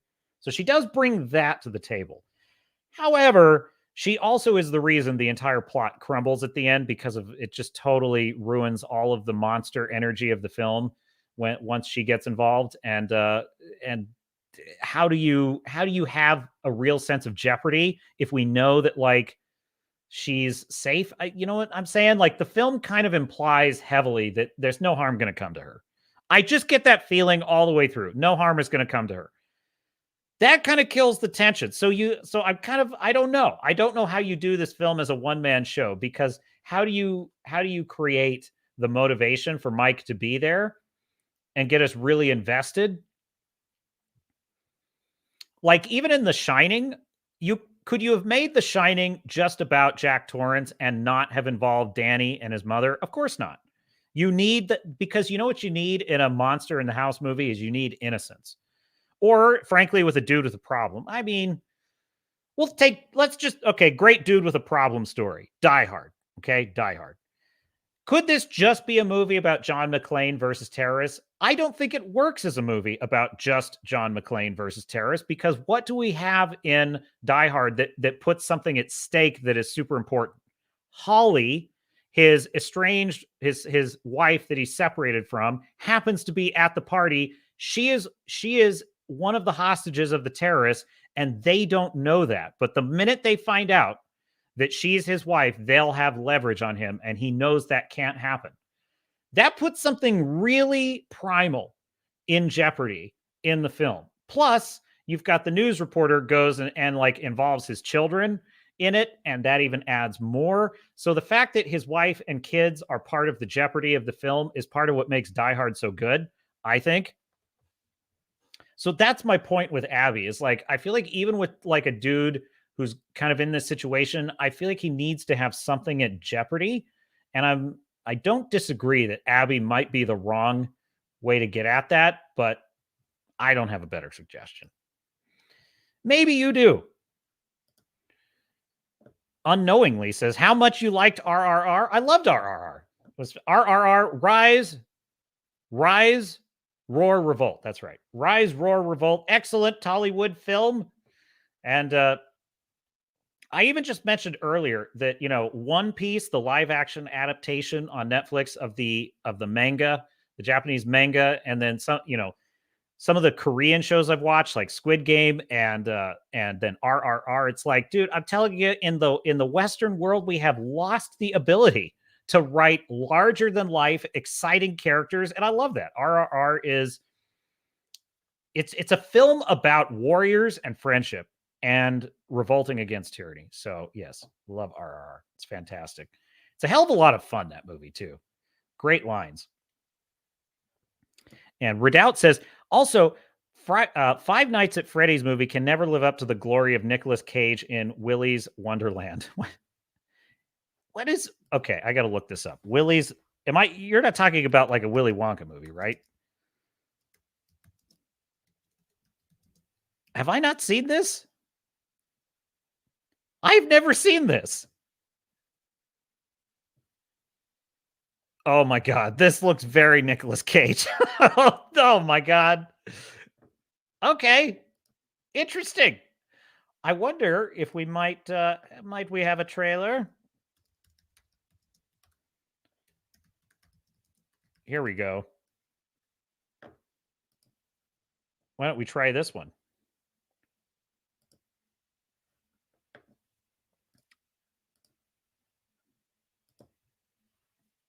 Yeah, what do you know? His name is a pioneer. Here we go. Willy's Wonderland.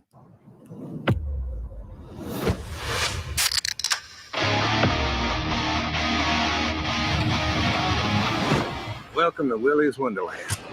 Spend the night cleaning Willy's Wonderland, and I will pay to have your car fixed. Deal? You are officially on staff. Let's get the hell out of here. I can't stand to hear a grown man scream. This place has a dark history. I know the bullshit story they told you. Well, shit. It's almost as if they wanted to write Five Nights at Freddy's. Look at this. They even are doing the classic thing. This place has a dark, a lot of history on that, Rod. a lot. You're here to be a human sacrifice. Have you been listening to a word I've been saying? He's gonna die in here, but he won't listen to me.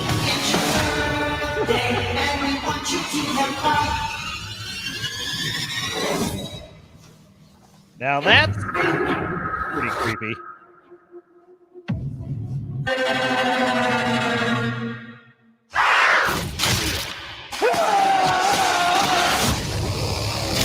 The machines got out. Nobody is safe.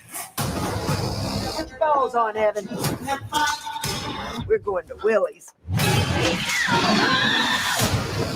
He's not trapped in here with them. They're trapped in here with him. It's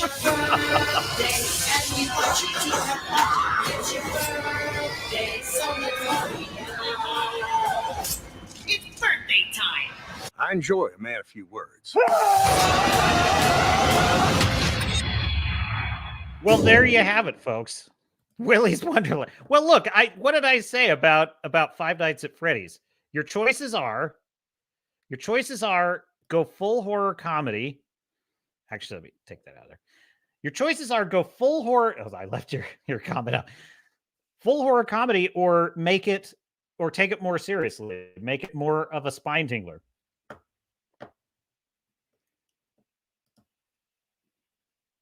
Readout says, and Cage does not utter a single line in the whole film. It's beautiful. You know what? That's almost identical to Sisu. Sisu is excellent because like he has one line at the end of the film, and it's pretty perfect. So that's it. I'll tell you what. I don't think I would have enjoyed that direction for Five Nights at Freddy's either, though, because that actually is more of a fool triumphant story, which I kind of like.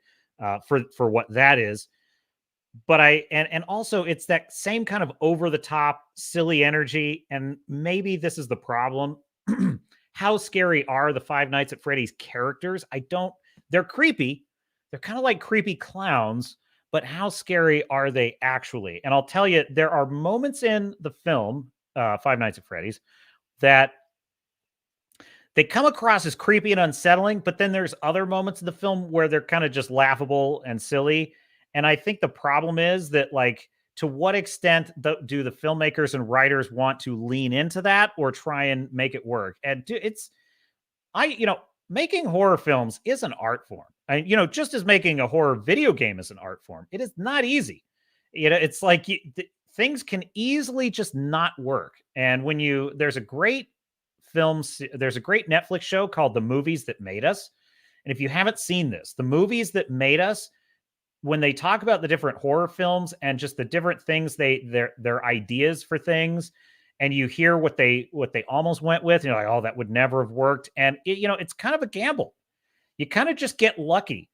The Mike Myers mask, I think they talked about their original concept for what the Mike Myers mask was going to be, and I forget what it was, but it was something like a clown mask or something. And well, they sent one of the costume designers shopping to just get different masks and find some ideas. And the costume designer went to this costume store, and there was a bunch of characters from different TV shows, and there were masks of those actors. And so they had Star Trek actors faces as masks. And one of the Star Trek masks was a Kirk mask. But it looked really odd to the costume designer. It didn't quite look like William Shatner, but then they thought, that one's kind of weird looking. Let's take that one. And then they painted it white. They took off the eyebrows, and that's how you got the Mike Myers mask. It's actually a William Shatner mask, basically. That's total serendipity. That's just, they kind of just lucked into that brilliant image of this kind of terrifying white mask that defines Mike Myers as an enemy.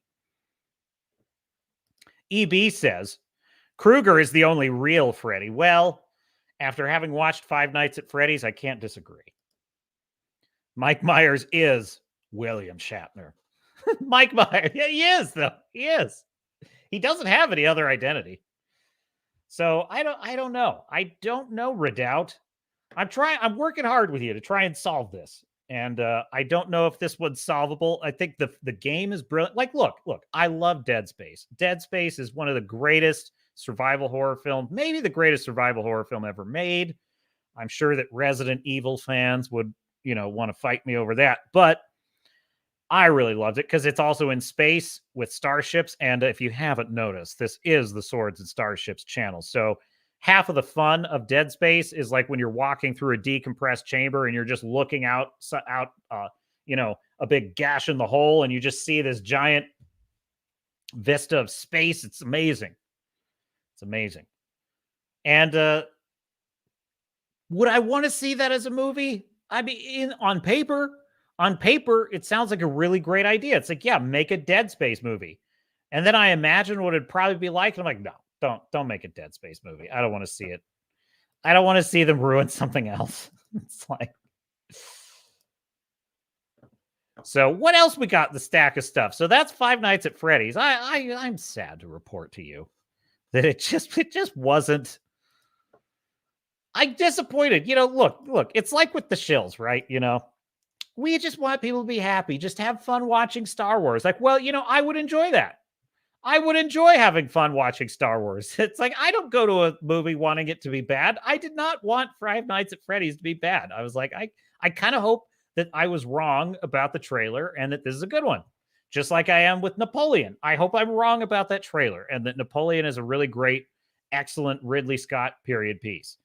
But let's just face it, we can't always get what we want. So I'm disappointed about that.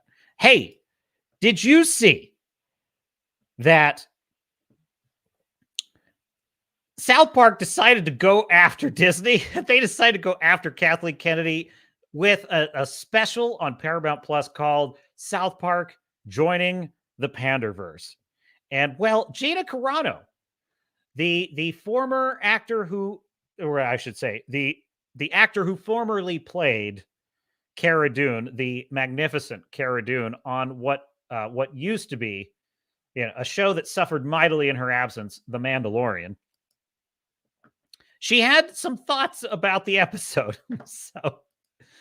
So she retweeted this clip from Geeks and Gamers, which is pretty awesome. Bob Iger took us to the Disney. Just so you know, there is a chance. Apparently, Paramount's been very persnickety about people showing clips of this. So if you're watching on the live stream, you will see it. However, if you are not watching on the live, if you're watching on the restream, you might miss it. So, be here and to see. That's kind of an extra benefit of being here on the live show. Dude, that is a killer. That is such a killer line right there. Well, that's the best explanation for why The Mandalorian Season 3 and Ahsoka and Boba Fett and Obi-Wan Kenobi and we're all so terrible.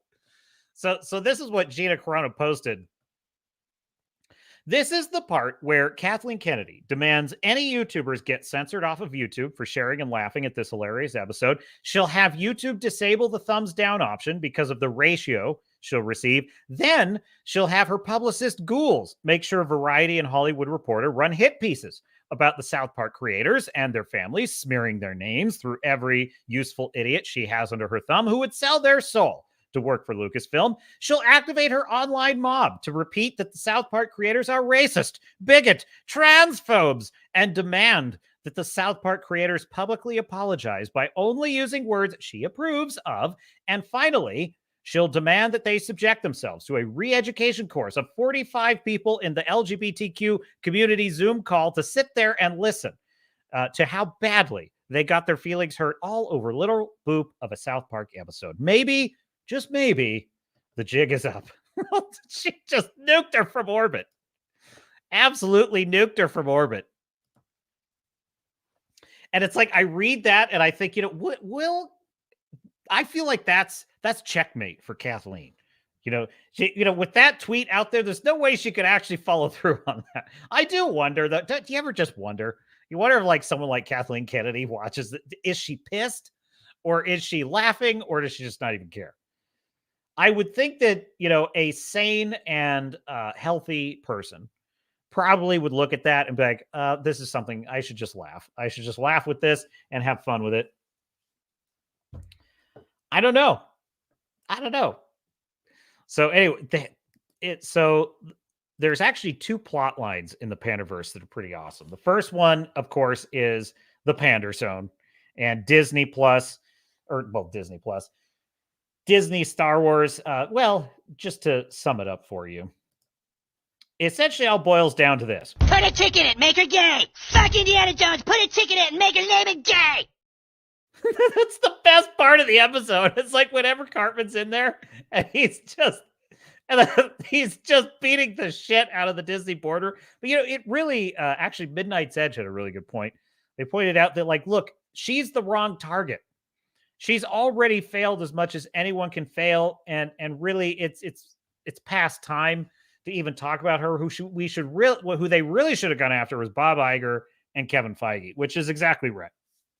That's who they really should go after. And I would say that's the big miss of this episode is they portray Bob Iger as this kind of well-meaning stooge who's just doing his best. And I don't consider that flattering to him because the man is supposed to be the CEO of the company. So they're essentially portraying him as basically he's a bitch. He's Kathleen's bitch. It's basically what they did. That's pretty damning, actually. I mean, that's now I don't think that's actually what the situation is, though. I don't think that's what's happening. I've said many times, I think that what you have at the absolute top of the company are egotistical, narcissistic, mostly bean counters. Bob Iger is a bean counter. He would love to be able to do what President Trump has done. He would love to be able to run for the White House and win. That's what Bob Iger dreams of. Those are his fantasies. He is a power corporate player. He's not even in that league. He's nowhere even close. To him, everything in Star Wars and Marvel is a property. It's a property to be exploited for profit. And I believe that the man is interested in profit. I do believe he's interested in actually being successful.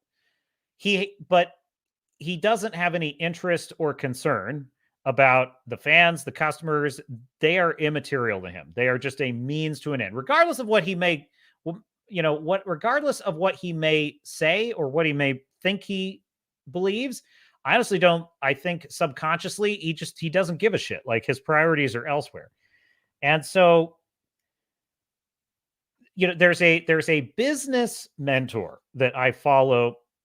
And he often coaches business owners who are trying to grow their business. They're trying to get from, a few in the hundreds of thousands a year to the millions a year, from the millions a year to the tens of millions a year. When they're trying to make those jumps in the growth of their company, he says one of the big mistakes that they make is they try to hire someone to fix their problem. There's a big mistake that a lot of small business owners make. They have they're not good at accounting and they don't understand it. So they just hire someone and say, fix my finances. And this guy always says, listen, you can't hire someone to fix.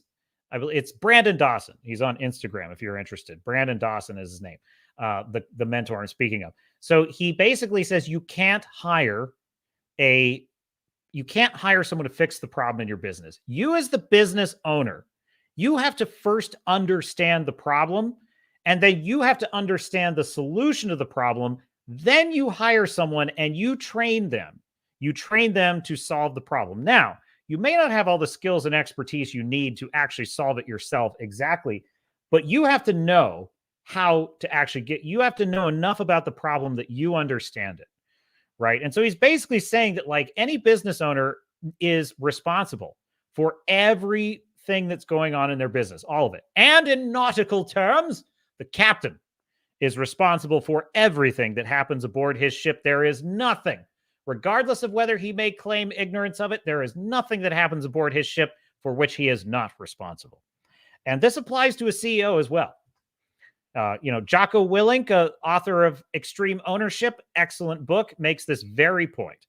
In order to be an effective leader, you must take ownership of every level. And what I think is wrong with guys like Bob Iger is they try and hire someone to fix their problem. They don't understand the problem. Bob Iger doesn't understand why Secret Invasion doesn't work. I mean, yes, he may know that, okay, clunky writing, it could have been better, but he doesn't really understand the issue. He doesn't understand that, you're pissing, like just the basic points Gary at Nerdrotic makes all the time, which is, what is the fan base of comic books? What does that fan base respond to? Like, what is it that they're interested in? Iger doesn't know any of that, nor does he give a shit.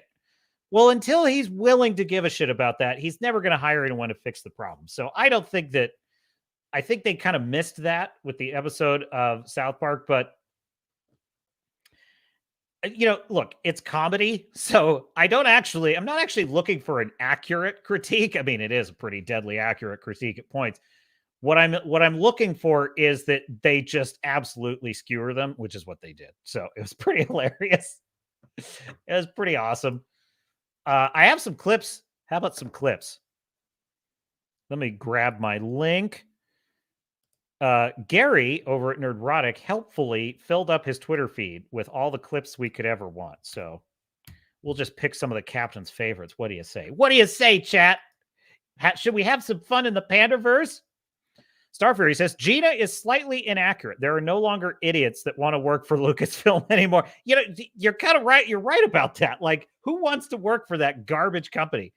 It's sad. It's sad. I feel bad. Poor George Lucas. I feel so sorry for the man. Heavy is the head that wears the crown.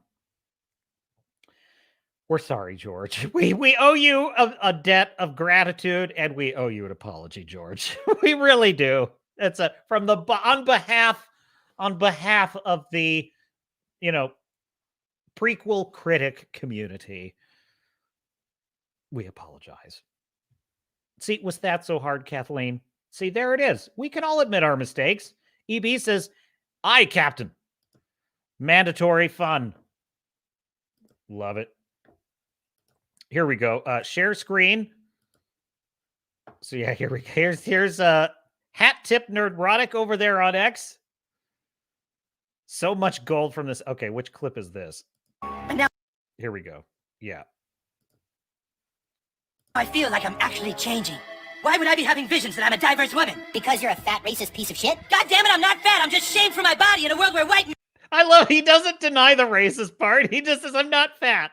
I'm just shamed for my body in a world where white men decide what's beautiful. What the fuck was that? And now I feel like I'm actually changing. Dude, Cartman remains the MVP of this show. If it were not for Cartman, I don't think this show would have had this kind of like longevity. There's no way. Oh, this is a good one. Yeah. This door? Oh, hey, Dad. Butters? Hey, Dad. Butters, why didn't you answer this door? Oh, hey, Dad. Well, okay, so one of the best parts of this episode is that it's a multiverse, right? And Cartman slips into an alternate universe in which every character has been replaced with a diverse female of color. But what's so great about it is they never say that there's no men in the universe. They never say that. All they say is that, it's just a diverse universe. You never see a single male in any part of that universe. And it's so funny. Like, that's a perfect example. It's just like, oh, hey, Dad. And it's just a woman. It's just a woman. And they don't explain it. They don't explain it. And it's literally like the show is doing exactly what they do. They're gaslighting you. They're gaslighting you. What do you mean there's no men? Oh, there's men in it. Just look for them. They're in there. What do you mean? No, this is diverse. But you're taking out all the men. It reminds me of that TikTok of that girl that was like, where are all the men? When she's talking about Wakanda forever, she's like, where are all the men? And she got banned. Here she is, a woman of color expressing her opinion about Black Panther, Wakanda forever, and she gets banned for just saying, where are all the men? I was like, but I agree. Where are they? What else? What else you got for us, Nerdrotic? Oh, so this is the B plot in the story, which is fantastic. One of the things in terms of just pure storytelling I love about South Park, they are able to take kind of the seed of a concept and they start from that growing it into something that it kind of spirals in this natural direction where it was sort of always going there, but it's so ridiculous at the end, but it also makes so much sense. I don't know how they do this, but it's like one of my favorite. So the whole concept in this is that Nobody knows how to fix anything anymore. So they just call the handyman. And so society is now handymen and people that have practical skills are at a premium, but people that have intellectual skills are now a dime a dozen. And so Randy goes to Home Depot because he wants to pick up like an illegal immigrant to do his handiwork for him. But instead of finding immigrants, this is what he finds. I love it's like, need graphic design. I could do graphic design, data entry, accounting advice. I love my favorite ones though. The therapist, need therapy, like mortgage loans. It's so fun. It's like there are no jobs anymore. It's like how they are able to create the plot that allows that to happen is so brilliant. I just love to the geology PhD. I have do you need some geology stuff done? It's like nobody needs that. We need more women in STEM. It's like, no, we don't. We don't need any more people in STEM. Oh yeah. Oh, dude, Friday Night Tights. Now I'm going down a rabbit hole. Friday Night Tights was such gold. And yes, Az was the clear winner. The clear winner, Az Soka, was brilliant. Absolutely brilliant. And of course, the runner-up for me was definitely Ryan as I was about to say Pink Panther. Ryan as Black Panther. Fantastic. Star Fury says, I'm so sad for George Lucas and his $4 billion. Well, you raise a good point. But money's not everything, Star Fury. There is such a thing as legacy. How you're remembered. I'll tell you what. I don't know how happy I would be with $4 billion if I were in Lucas's position. And I mean, it's just, I would never have done what Lucas had done. I would never have sold something that meant that much to me. There's no chance. There's just no chance. Like, do you believe that there's any scenario where Eric July one day, like, let's say Rippaverse gets to like a level where it's worth $5 billion, would he ever sell it? Never. He would never do that. That thing's going to his kids, his family. That's going to be his legacy for generations. There's no way. It's going to be like the Tolkien estate. It'll be the young Rippa estate. So there's no way. There's no scenario. And I wouldn't either. I wouldn't ever, like Galaxyborn, Blood and Oak. I mean, I might license the characters and things like that, but I would never give away control ever, because I'm telling you right now, when I write stories, like, they're sacred to me. I don't mean that in the sense that like they're perfect. Like, obviously, it's up to the audience to decide whether it's well written or not, or whether it's good or not. That's not what I'm talking about. What I mean is it comes from a sacred place of creation, in that I consider it a duty. It is my duty to write something meaningful that meets the expectations and exceeds the expectations of the audience. I kind of set out writing one thing, and my goal is always that the reader has no idea what they're getting into. That's my goal. Every story I write, I want the reader, right about the time they are like really into it. I want them at that point. I want to be able to say, you ain't seen nothing yet. That's because that's my favorite experience as an audience member. And so to me, that duty is sacrosanct. Sacrosanct. I would never risk it in the hands of someone who does not take it as seriously as I do. And the only way to be certain of that is to never lose control of it. So dude, to have created Star Wars and to watch what they have done to it, my God. I'm telling you, $4 billion. Is it worth it? Is it worth it? Well, yeah. I submit to you that it is not. Sip of coffee. EB says, George Lucas could feel a bittersweet victory. Glad he has $4 billion, but sad his creation has been destroyed. Elon, Daddy Elon, as it's a gun with Daddy Elon, will you please buy Star Wars, please? Please, Elon. I think that they're suppressing free speech through Star Wars. Would you please buy it? You know what's funny about it too? If let's just say that Elon Musk was actually going to take requests and I had one request, would I save the Marvel Cinematic Universe or would I save Star Wars? I would save Star Wars. Hands down. And I probably am more of a Marvel fan by a nose than a Star Wars fan, because I love Spider-Man. I used to read Captain America comics, not a lot. I'm not like as crazy as like Gary or Az, but like I used to read those comics and I love those characters. I love Spider-Man. By the way, I was looking at Spider-Man posters the other day, and you know what I saw? Almost every poster, it's Miles Morales Spider-Man in the foreground and Peter Parker Spider-Man in the background. And you know what it reminds me of? It reminds me of when I call the cable company, right? And I say to the cable company, hey, I just moved into a new apartment. I'd like to connect internet. I only want internet. Okay, well, did you know that you could bundle telephone and 50 channels of cable and you could get, Skinamax? No. I just want internet. That's all I want. I just want the internet. Okay, but if you also bundle telephone, listen to it. Stop. Let me stop you right there.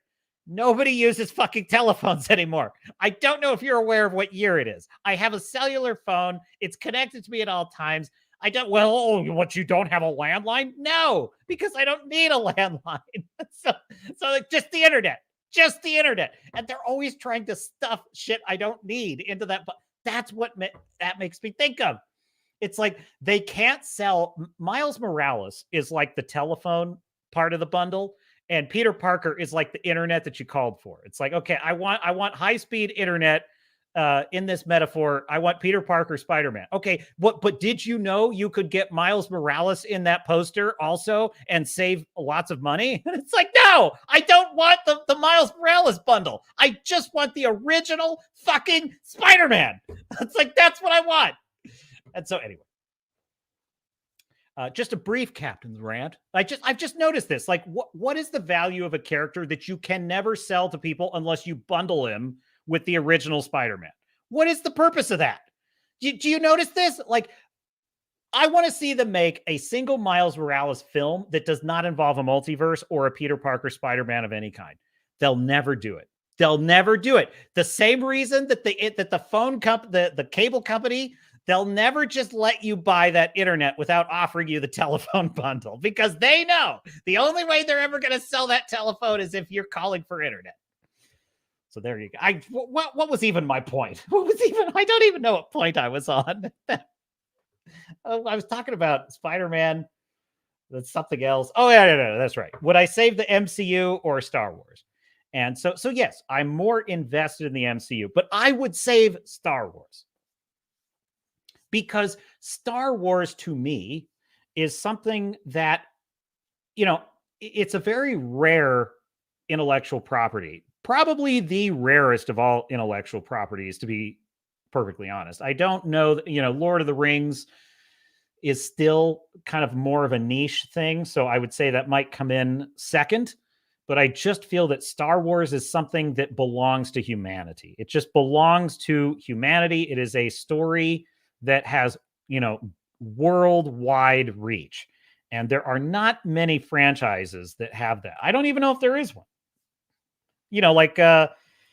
Could Harry Potter have that level of cultural impact? I don't think so. I don't think anything but Star Wars. And it is criminal.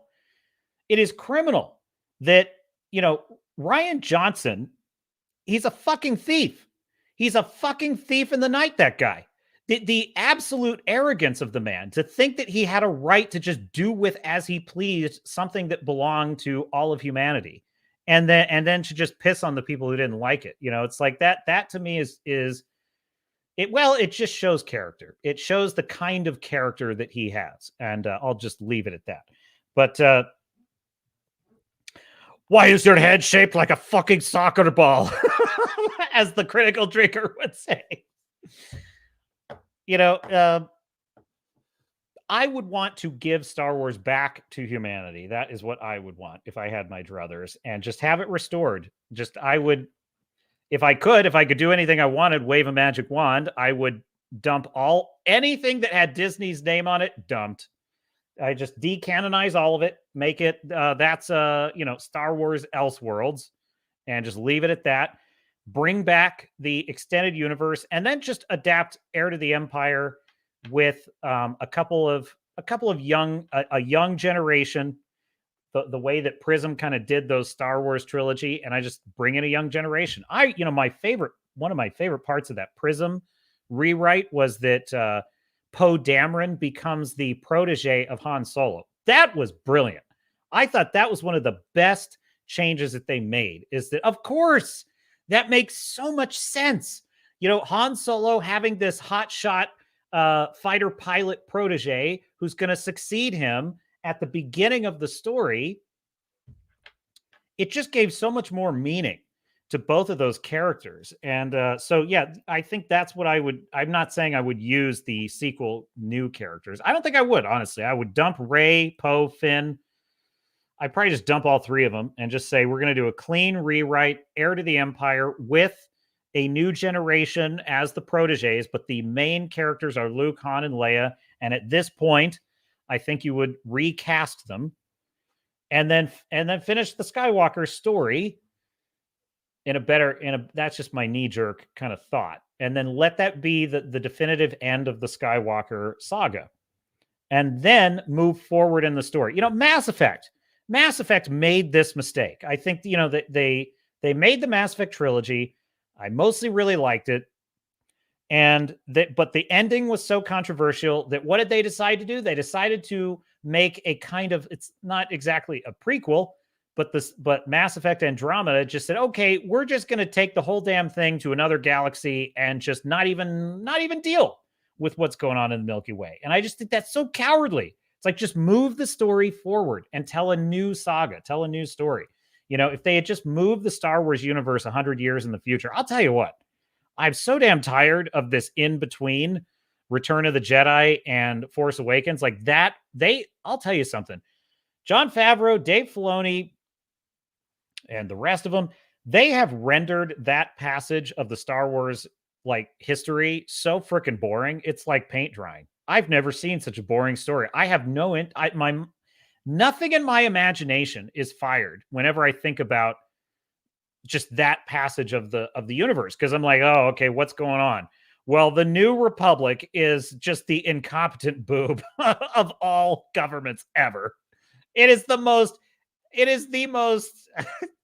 aimless, stupid government you've ever heard of. They deserve to lose. They're so bad.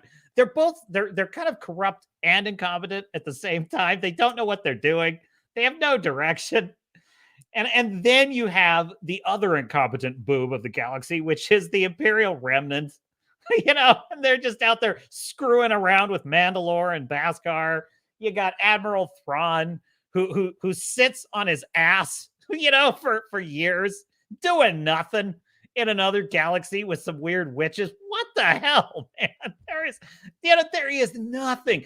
Bo-Katan of the Mandalorians is sitting on some empty throne in an empty castle on a barren planet where nobody lives. What is going on in this universe? There's nothing happening in this universe. It's so bad. Just, oh God, don't get me started. It said, oh, have you heard of the Mythosaur? The mighty Mythosaur? Starfury says, cell phones are shit in an emergency. Landline is... I mean, look.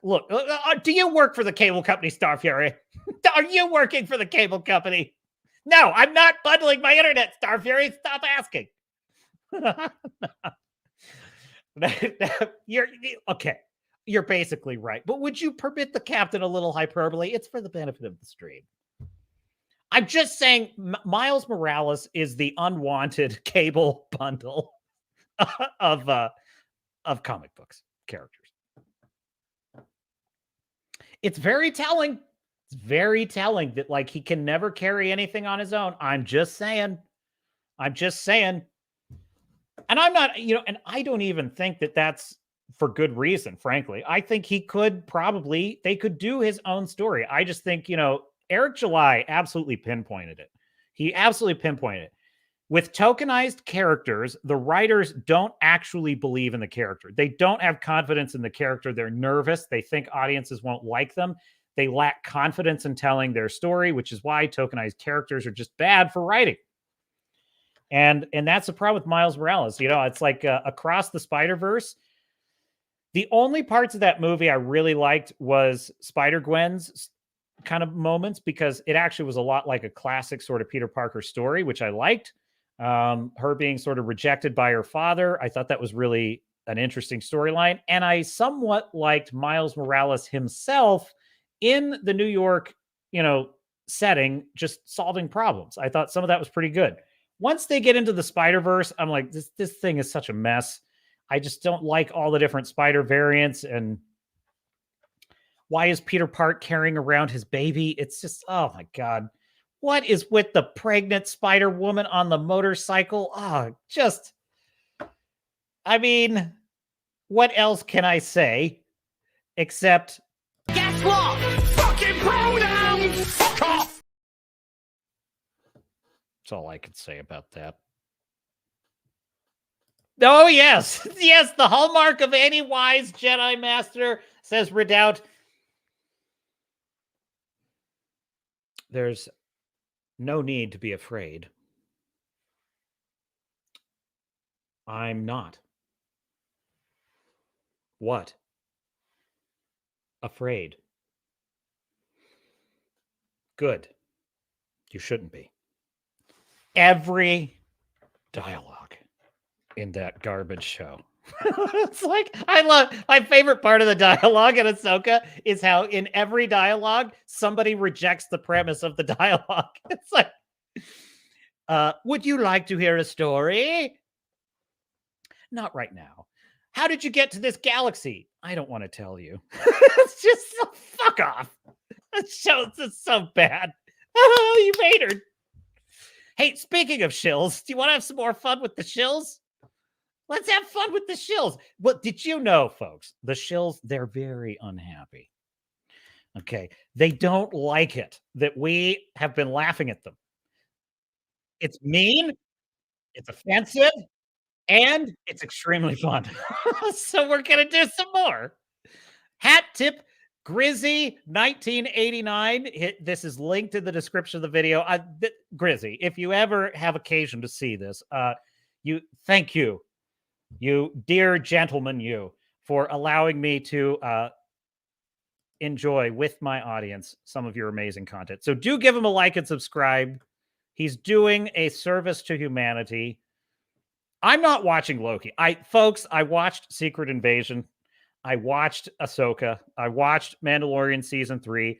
I cannot take any more of Disney Plus writing. It's the absolute Chinese water torture of writing, okay? So I'm not watching this show because I have my limits.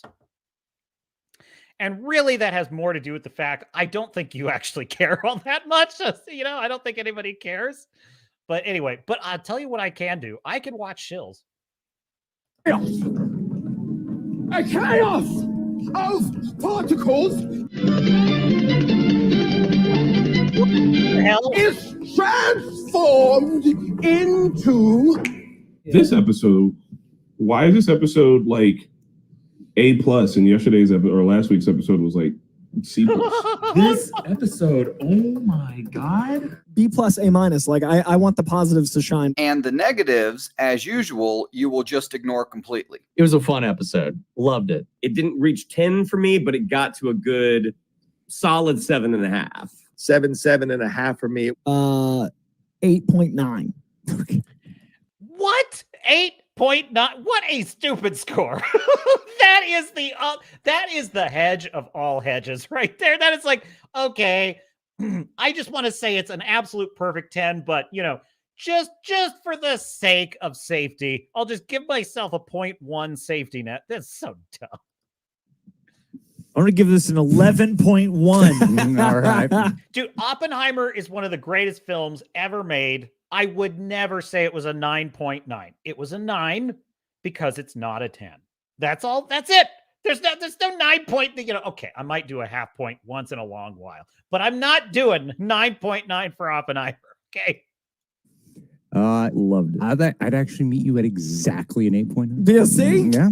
You guys are fucking retarded. You know that? Do you need any more proof that these three are paid Disney shills? 11.1 out of 10 for Loki season 2 episode 3. Are you high or just incredibly stupid? I assure you, I am not high. And of course, as always, it wouldn't be one of these videos without Christian Harloff whining about negative comments in his comment section. If you start insulting Winston or you start insulting Coy or myself and calling us names or things of that nature, you will be banned from the channel. God damn, when did Christian Harloff become Wings of Redemption? Thompson, this is why you get banned in my fucking chat. Say positive things. You start calling people names, you start saying things and insult, even little insults. I don't hesitate. I ban you. You are a sad, strange little man. Say positive things. You will be banned from the channel. You have just guaranteed yourself a river. You have just guaranteed yourself a river of shit by saying that. Like, what? How do these people not understand this? You do not tell the internet not to internet. Like, you don't do that. Like, internet, stop interneting on me. It's like, that's not going to be the result, man. Dude, you know what it reminds me of? It reminds me of when Jesse Pinkman is like ratting on Walter White to Hank Schrader, you know, spoilers for Breaking Bad. And like they have this whole strategy to catch Walter White, and Jesse Pinkman's like, let me explain something. You know, you guys are just guys, so you don't understand this. Mr. White is the devil. Okay, he's smarter than you, he's luckier than you, and whatever you think is going to happen, like the exact reverse opposite of that is what's going to happen. It's so great. It's like, so like when they're saying, oh, you know, internet, I don't want you to do this. It's like, well, the exact reverse opposite is what's about to happen. I said the readout says, I sense we need the 1986 Ahsoka intro demonstrated once. Well, I predict we do, Redout. And so we'll have that on tap after the shills. But this is the other thing too. It's like, I've been called a fascist in my comments. I'm a fascist. And I'm like, internet, well, you know, like whatever. You just got to roll with it, man. This is a warped attitude about positivity. Positivity, okay, but let me explain something. Positivity does not mean you pretend everything is fine when it's not. That's not what positivity is. Optimism is not pretending that everything is fine while the house is burning down like the little dog meme. That's not what positivity is. Positivity is accepting adversity as part of life and looking for the opportunity in it and maintaining faith in yourself and keeping your mind focused on what you do want instead of what you don't want. That's what positivity is. It remaining focused on actualizing the solution that you visualize, right? That's what positivity is. So what these guys think is positive. We're all going to clap for Loki. We're all going to pretend it's really, really good, even though it's not. And when people tell us that they don't like us clapping for this because they disagree, we're going to ban them because that's positivity. No, it's not. It's like, take your lumps, man. If people don't like it, they don't like it. So what? You know what I think, though? I think they're starting to realize that, you know, like some of them are starting to kind of like admit things are bad. And I think it's because I think their audiences are kind of starting to say, hey, like, folks, Ezra wouldn't take his lightsaber. Like, what's up with that? Like, what's up with that? Like, the most shill of shills is like, I don't know about that one. Any variation of laughter in the chat. And I've done it even like on the UAP show. It's like, no morons, the reason you're gone. I don't even read the rest of your comments. You're gone. God, 49-year-old man banning people for using the word moron. God, Christian Harloff must be getting owned in his comment section every video. Ban everybody that says I got owned. Ban them permanently. He Who Remains gave her more autonomy, allowing this chess-playing AI to have wants. And she wants to be Timeless girl. She is so horny in this Yeah. episode. Miss Minutes, I'm here for it. Give me more Miss Minutes. I love seeing some Miss Minutes. You guys probably know, if you've been around for a while, you know I have a Miss Minutes tattoo. A Miss Minutes tattoo. I guarantee it's on her ass. But the Miss Minutes stuff No, really. Chrissy, it's a tramp stamp. You gotta know it's a tramp stamp. steals the episode for me. She has no body and she's been wet for all of time. These people, for some reason, love the sexualization of these characters. What is going on here? Like, what? Aren't these the same assholes that are always telling us about the male gaze and shit like that? And they're sitting here getting thirsty over this clock cartoon character. What in the hell what is this? It is so horny. Like, they want to see a sexual relationship between a human and an AI. They want to see Loki and Mobius. Oh my God. Fuck. They want to see Renslayer and Sylvie stranded on a desert island and have to start a fire by rubbing their pussies together. Oh, scissor me timbers. And Disney wants to show this to you. It's exactly what I was saying in the beginning of the stream. You know, the friendship between Luffy and Roronoa Zoro in One Piece it's beautiful. It's magnificent. It could not happen if these woke idiots were in control, because they'd all be drawing pictures of Luffy and Zoro kissing. And it's like, but they don't understand what you lose when you lose a male friendship that's a friendship. They want to show it to your kids.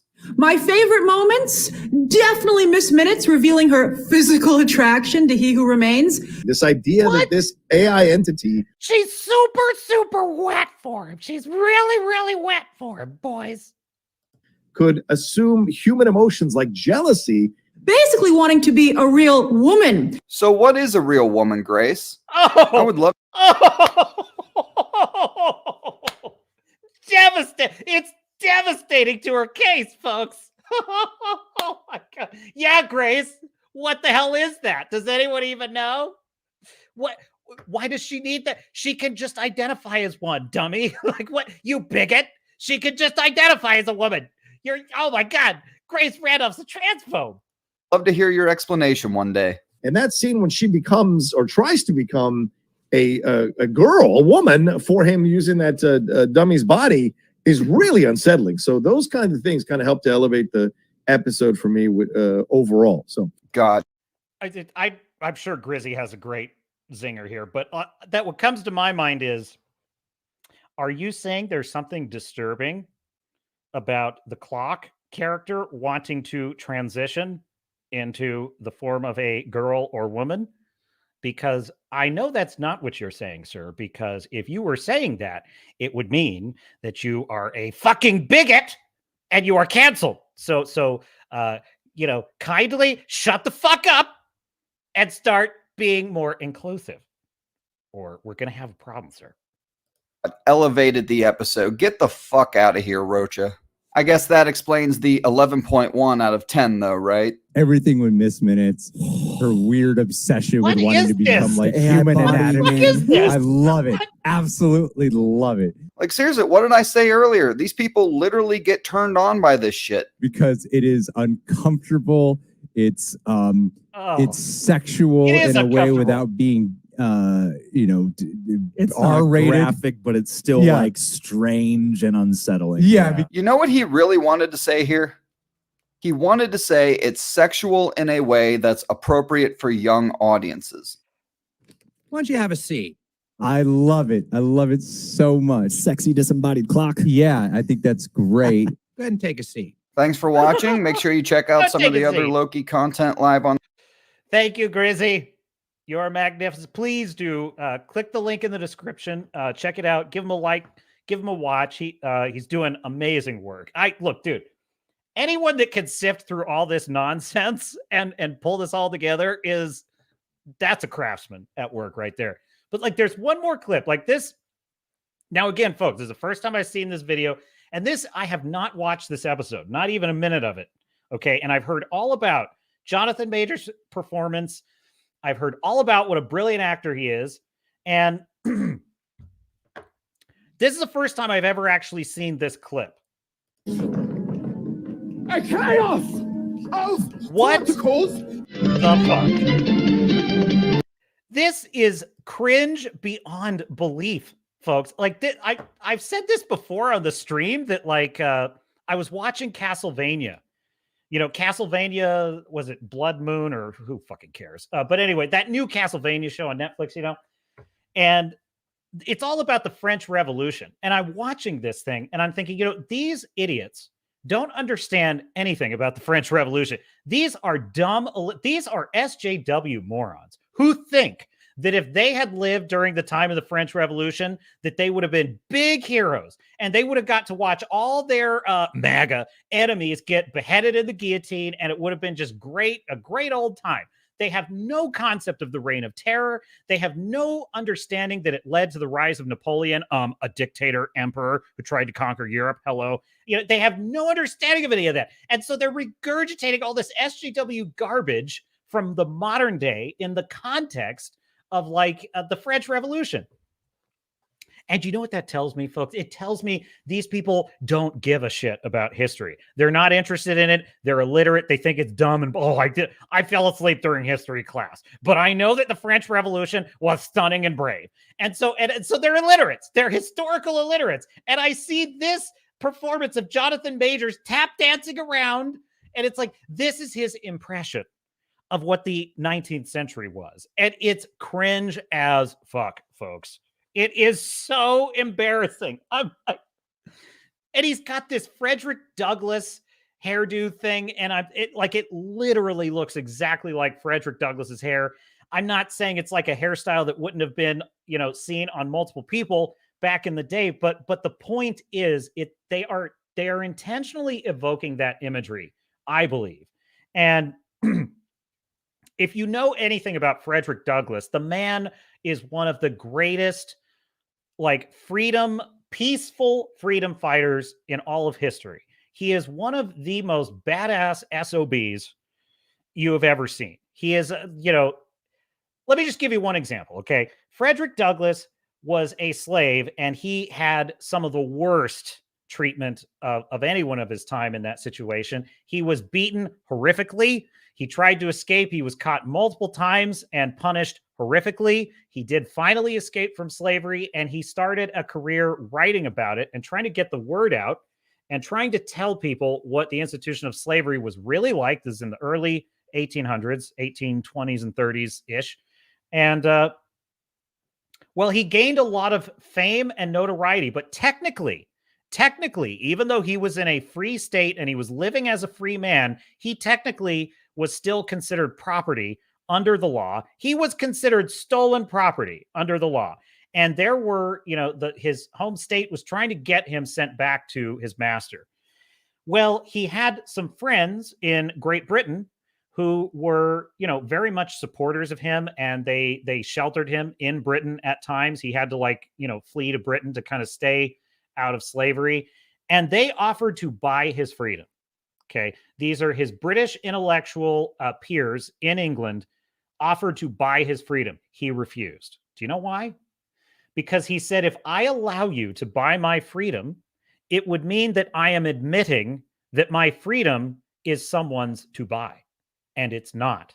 I am already free. I am free by my birthright. I do not need to buy my freedom, and I will not allow anyone to buy my freedom, because that would be a lie, even though it would have solved his entire legal problem, even though it would have been pretty much, his best way of staying safe and staying free. He refused. That's a badass, folks. That is someone you do not fuck with. And so, and these idiots probably want to tear down his statue, the morons, And so here I'm watching Jonathan Majors tap dancing around the stage like a fucking idiot, evoking that imagery of Frederick Douglass. It's like, dude, that man does not deserve that kind of disrespect. That's all I'm saying. They're historical illiterates, folks, and I don't have time for it. So there you go. Also, this Loki thing, it's like, what is this show? Okay, what is it? Is it a dopey comedy? Is it a Hitchhiker's Guide knockoff? Is it a superhero show? Like, what the hell is it? They don't seem to know what the tone of this show is. Readout says, also saw a TARDIS in that person's background, and I suddenly had a flashback of Vietnam War levels.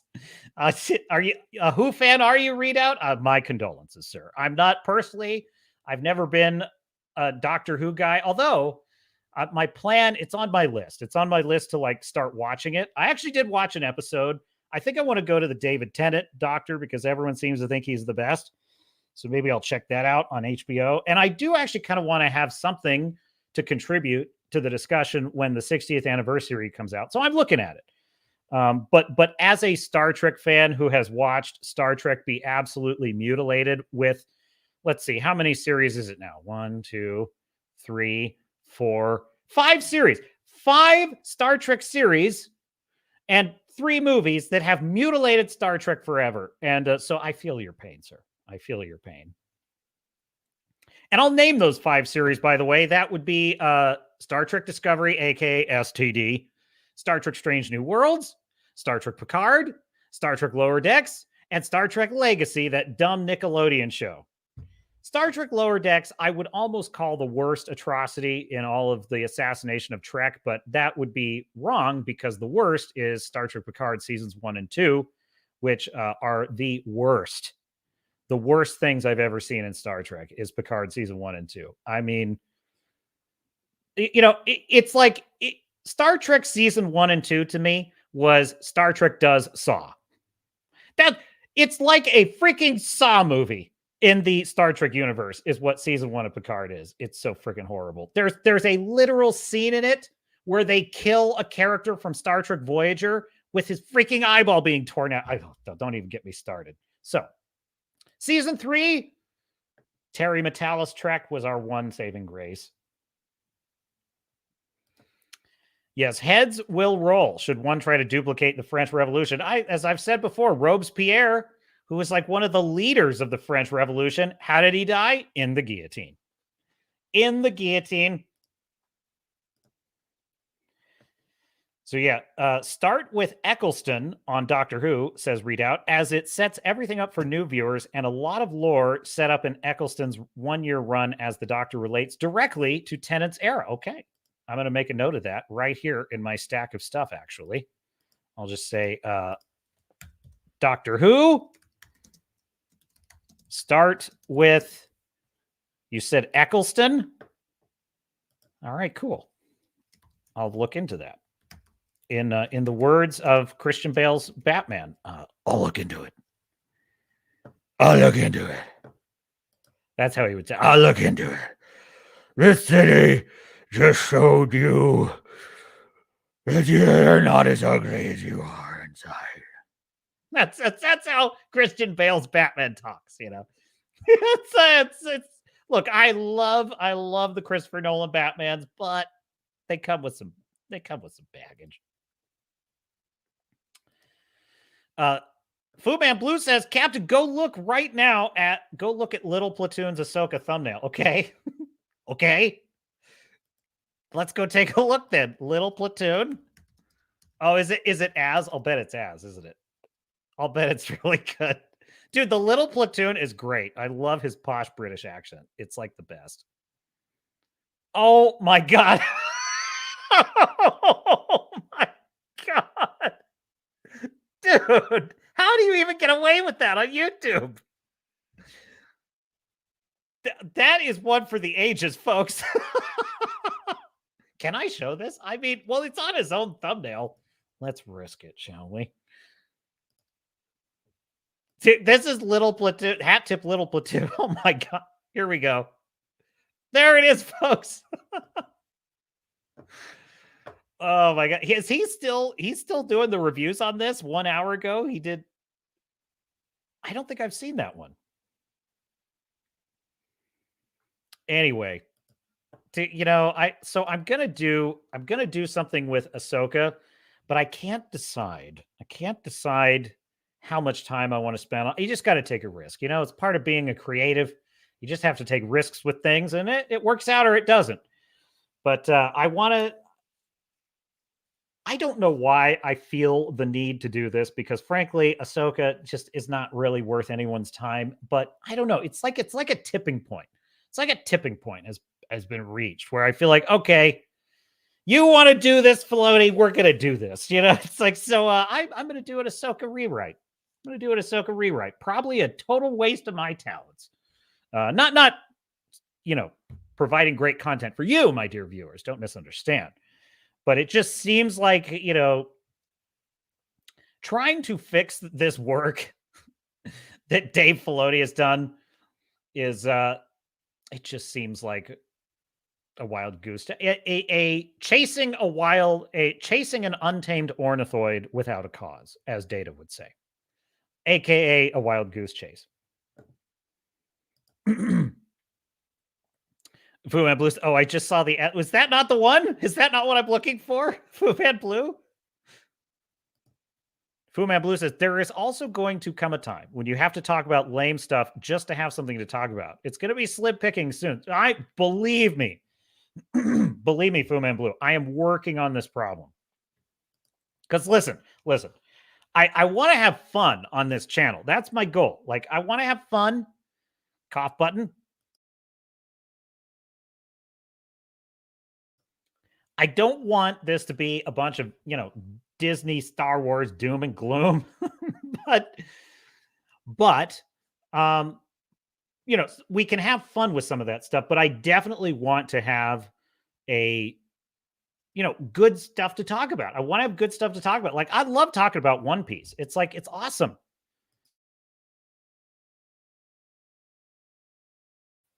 Just got a frog in my throat. Okay, so One Piece, and I'll tell you something too. I watched that and it's like therapy. That show is like freaking therapy, which is, that's probably one that can be clipped, but it's like therapy because we've seen so many of these shows that are just so like, listen, I'm going to tell you one of the worst damn things I have ever seen in Disney Star Wars. And that is saying something, folks, is Ezra refusing his lightsaber. I was nonplussed. It's incomprehensible, that scene to me. It's there for like on so many levels. Like, number one, it makes no sense. It contradicts everything we know about Jedi and how they look at a lightsaber. It's not interesting to say, oh, I don't need it. I just use well, then why did Yoda, the most powerful all Jedi ever, why did he need it to fight Count Dooku? It contradicts everything. It's awful for the character. It kills the scene. It disagrees with the premise. I mean, there's just so many layers to how stupid that is. So when you've endured enough of that, it's like a moment where Zoro just presses his fist to Luffy and says, I am your first mate from now until the end, until you find the One Piece.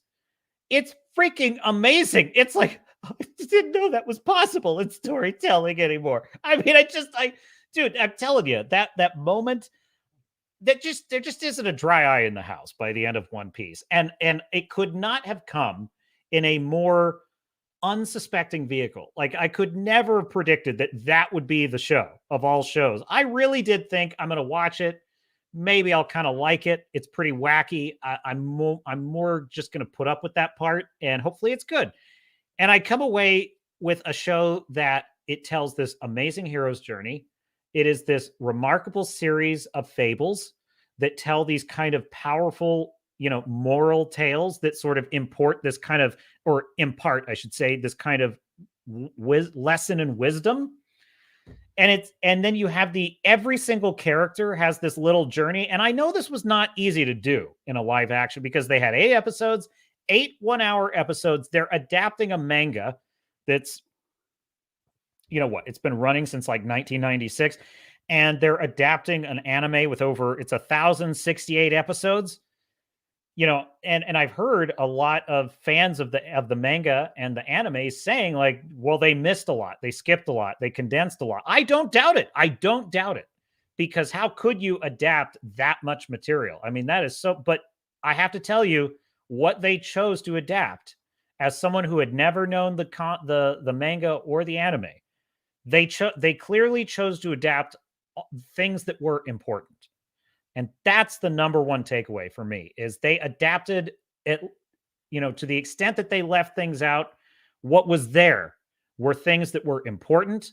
They were meaningful, and they were extraordinarily meaningful to each character that you're following in the story.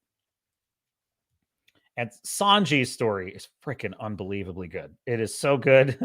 Someone told me, like, wait till you get to Sanji. Oh, Sanji was so good. I kind of think, Nami's story is just incredible. I love Zoro's story is awesome. I kind of think Zoro's story with Luffy is kind of the more interesting story for him because he's kind of this wandering, Ronin kind of character. And I just love that dynamic. I kind of love that he's super serious all the time and he doesn't joke. Like at the end, there's like a really great moment at the end of One Piece where they all put their foot on the barrel. And they're kind of arranged like the spokes of a wheel, which I thought was a nice touch. And they're all declaring their dream, which was just a great scene. And then Luffy like leads a cheer. And so Sanji cheers and Luffy cheers and Usopp cheers. Zoro just kind of, he gives it a smirk. I'll smirk. That's what I will do. I'm like, I like that. Zoro, he's okay with Luffy cheering, but he ain't cheering. That's not his bag. That's not what he does. I also like that he insists on calling Sanji a waiter. That's like, I love that. The rivalry between Sanji and Zoro, fantastic. It's like, dude, and then you get the blue hairs who are like, we got to ship Zoro and Sanji. It's fuck off. That's like, it's like, let these characters just be what they are. What's so interesting too is Ikaro Oda has said that like his intention is there's not going to be any romance. There's not going to be any romance between the Straw Hats in the live action series. And I thought that's pretty interesting because he said his idea for the manga was that there was not to be this is not a romantic melodrama. It's not that kind of manga. This is an action adventure story for young boys. That's what it is. It's not about that. And I think, that just shows to me kind of a wise level of discipline. Now, personally, I would be okay with some romance in the story. I think that's fun. Like you've got Usopp and what's her name? What the hell is her name? She's the one that's in the mansion and she's being poisoned. Anyway, her and Usopp kind of have a little thing. They kind of have a romance from afar that's going on. And I'm fine with that. I think that's okay. But I do think it shows real discipline as a creative that he knows his audience. He knows what his story is. He knows what it's about and what it's not about. And he's like, I'm sticking to that. So there you go. There you go. Oh, by the way, I checked out this show, Our Flag Means Death. Hated it. Oh, I fucking hated it. I hated it. And I knew I would. I could just tell. From the promos of it. Like, this is a show. Now, could it have been a kind of tongue-in-cheek, slightly comedic pirate story? Yes, and I think that could potentially have worked, as a kind of fool triumphant story with Stede Bonnet as the fool triumphant. Now, I think that could have worked. The problem is that show is absolute screwball comedy. It is screwball slapstick comedy. It takes nothing seriously in the world, and I think that's a huge mistake because I think if you played it a little more like the show Shameless, if you ever seen the early seasons anyway, the show Shameless is it's a comedy. It's a comedy about this family that are basically a bunch that, they live in the ghetto. They're basically, they're this poor family and they're up to no good all the time. And they're just trying to get by in the ghetto of Chicago. And most of it is a lot of kind of comedy about the shit they get into. But in the world of the show, it really is a dangerous neighborhood. They really are dirt poor and they really do have problems. And so the world of Shameless is not a big joke. It's not a slapstick comedy joke. The world is real and it's grounded. The characters are up to no good in this world, and that's the source of the comedy. Now, I think that could work pretty good for a pirate. I think you could have a pirate in a real grounded world where he really is in danger. I think that would be kind of awesome and funny. And then just have it be that it's like Shameless, where he's constantly conning his way out of things. He's getting stuck in weird situations. He has to work his way out of it. I think that could be cool. It's just, when it's meta humor. I think that's what I really hate about it with Our Flag Means Death. It's just meta humor. And it's obnoxious. It's awful. I hate it. I don't, it's kind of the same reason I thought I wouldn't like One Piece, because I thought One Piece is going to, It's not going to take pirates seriously. Look, dude, your captain here on the Swords and Starships channel. Please like and subscribe if you're enjoying the stream. Takes the history of the Age of Fighting Sail and the Golden Age of Pirates seriously. I take it seriously. And so, look, I just kind of look, my favorite superhero film, maybe not my favorite, but what I consider the best superhero film of all time, The Dark Knight. It's a gritty, grounded take on Batman. And I understand not everyone thinks that's the best take on Batman. And I understand that argument and makes sense.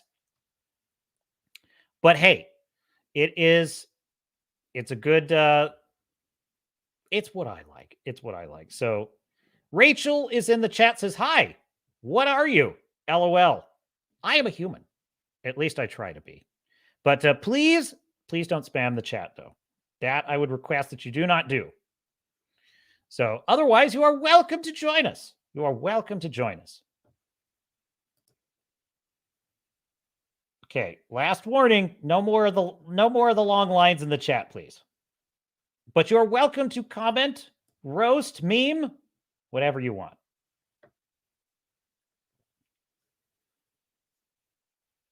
What else do we have in the stack of stuff? Yes, what Fu Man Blue, one of the mods, feel free to do your stuff. Do your stuff. Oh, here's a headline for you. Try this headline from Bounding Into Comics. Share screen.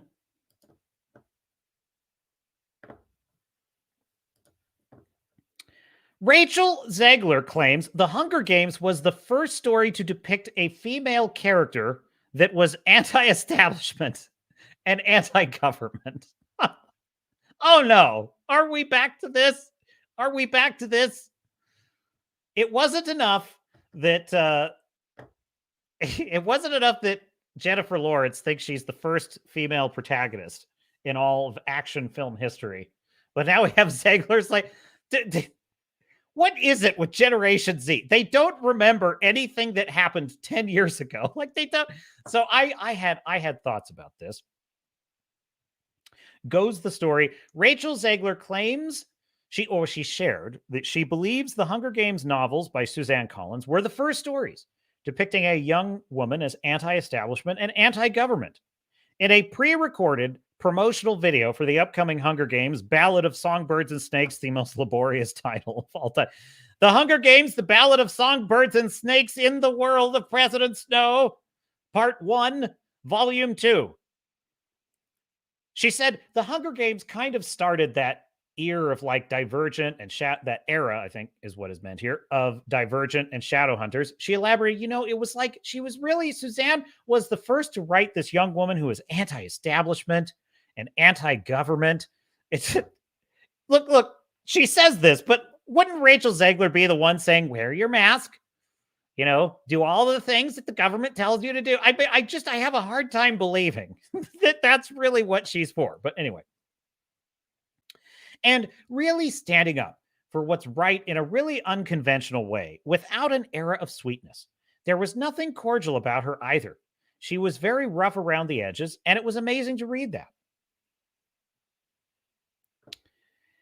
Ironically, Zegler's comments are similar to actress Jennifer Lawrence, who starred as Katniss Everdeen in the original Hunger Games film. Lawrence claimed in an interview with Viola Davis as part of Variety's Actor on Actors bit, I remember when I was doing Hunger Games, nobody had ever put a woman in the lead role of an action movie because it wouldn't work, we were told.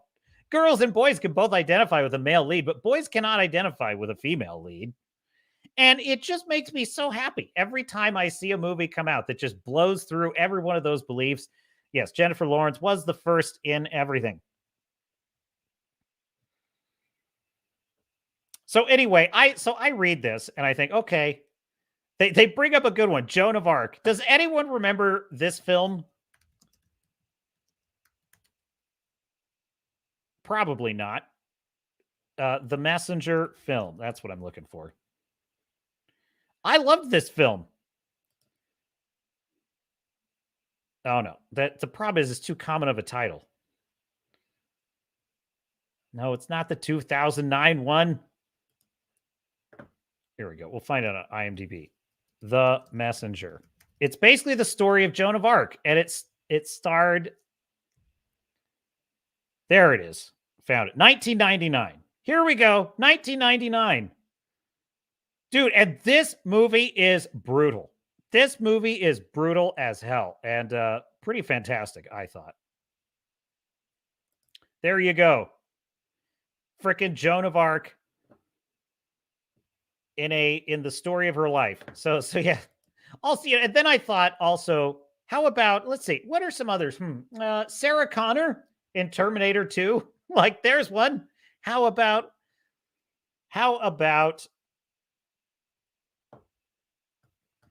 where is my list? I had a list here. V for Vendetta.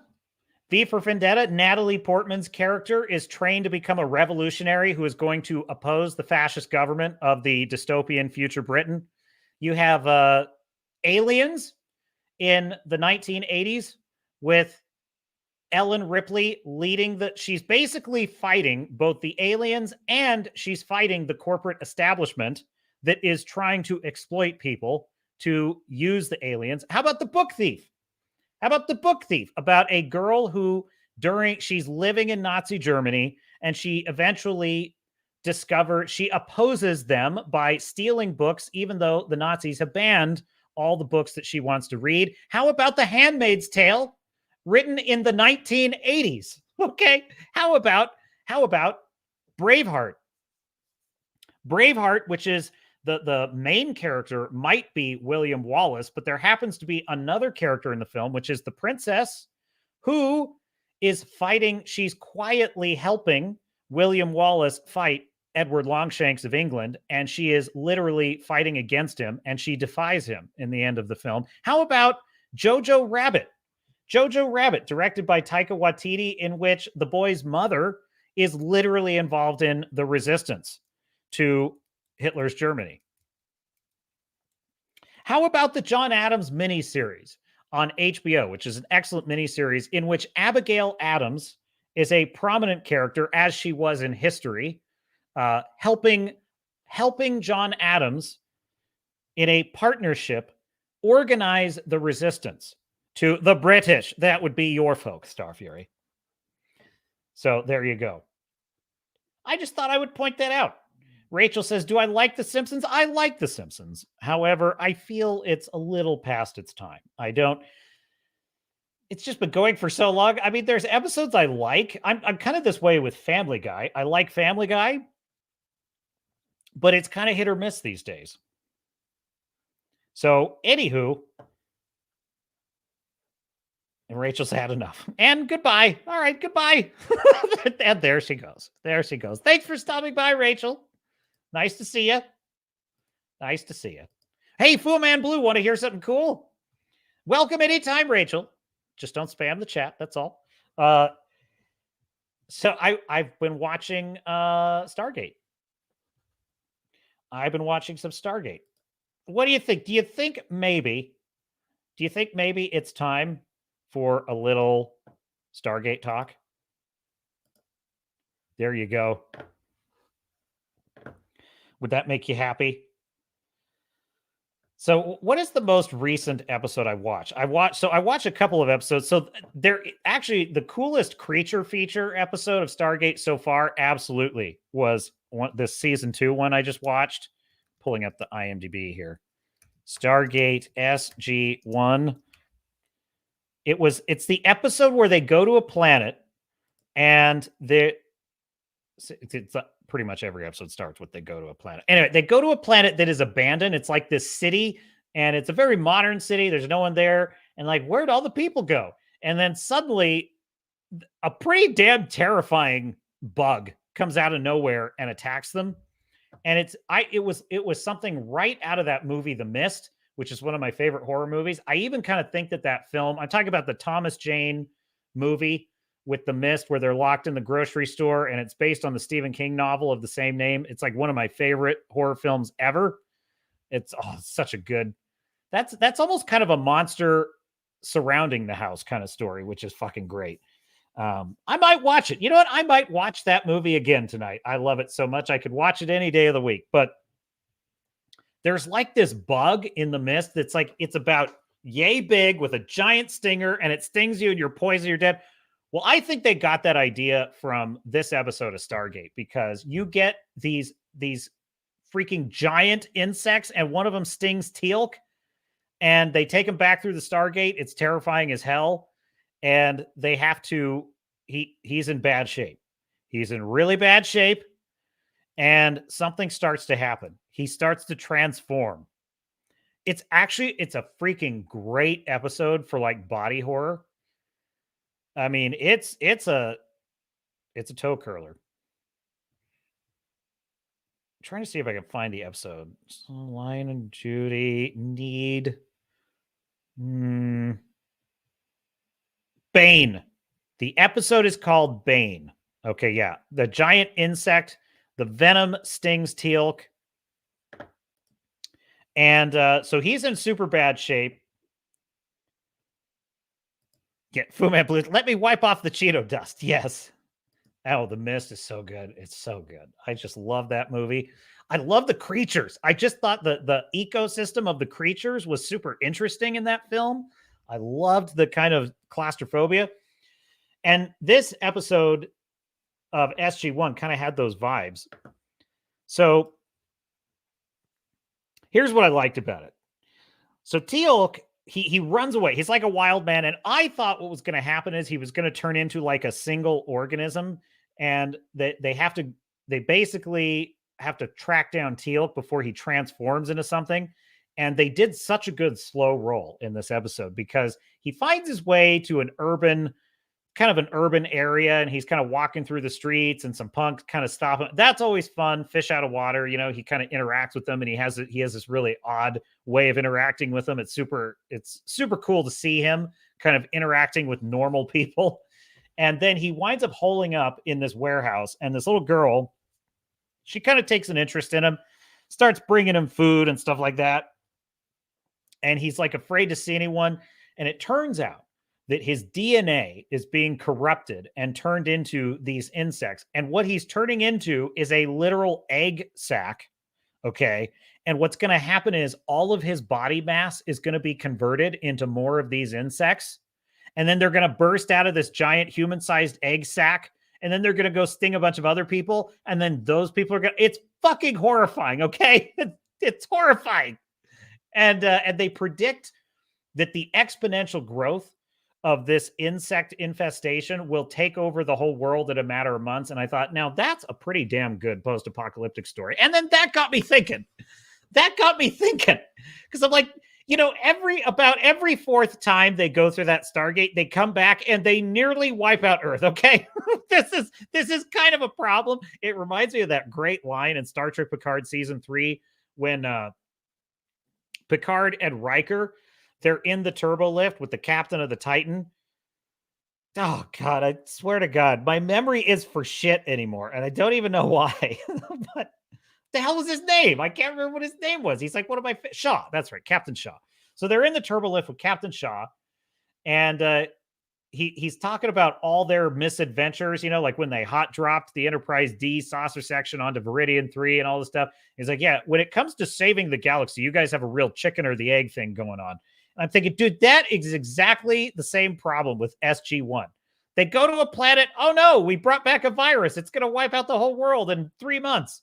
Oh, no, we brought back a microorganism that eats through everything. It's going to eat through the whole world in like 3 months.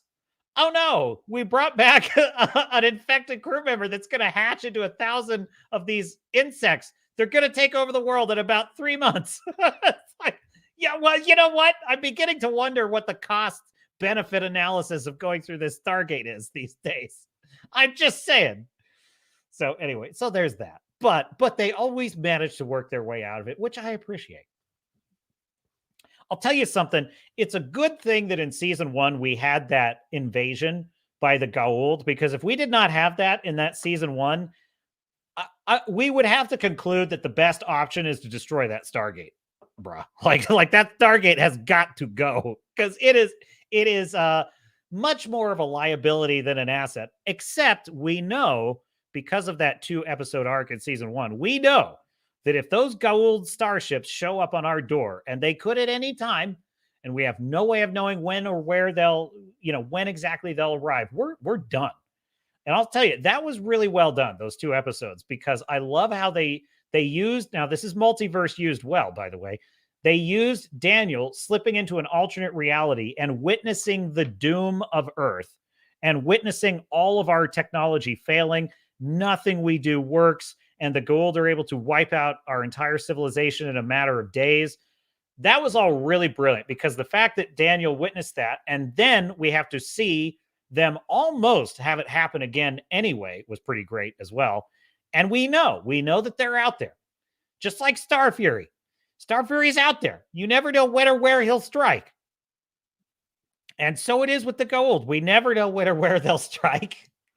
And that does a lot of work. That does a lot of work for the show, because it means that no matter what the risk is of going through the Stargate, we kind of have to do it.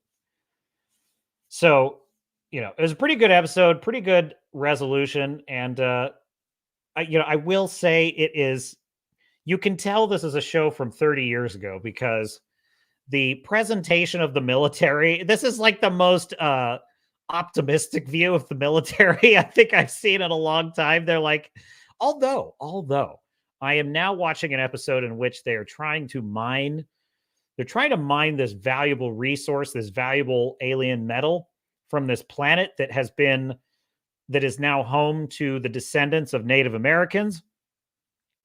And I have to say, this is a pretty clever piece of science fiction analogy storytelling, right? Allegorical storytelling is really what I mean.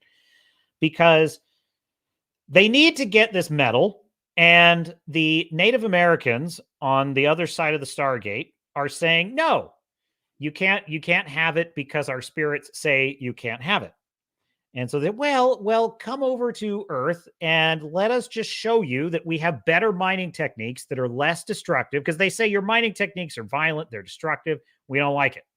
Okay, let us show you what else we got. And so General Hammond is trying to explain, okay, look, this is our new mining technique, and it's going to be safer and less destructive to the environment. And the guy's like, I'll stop you right there.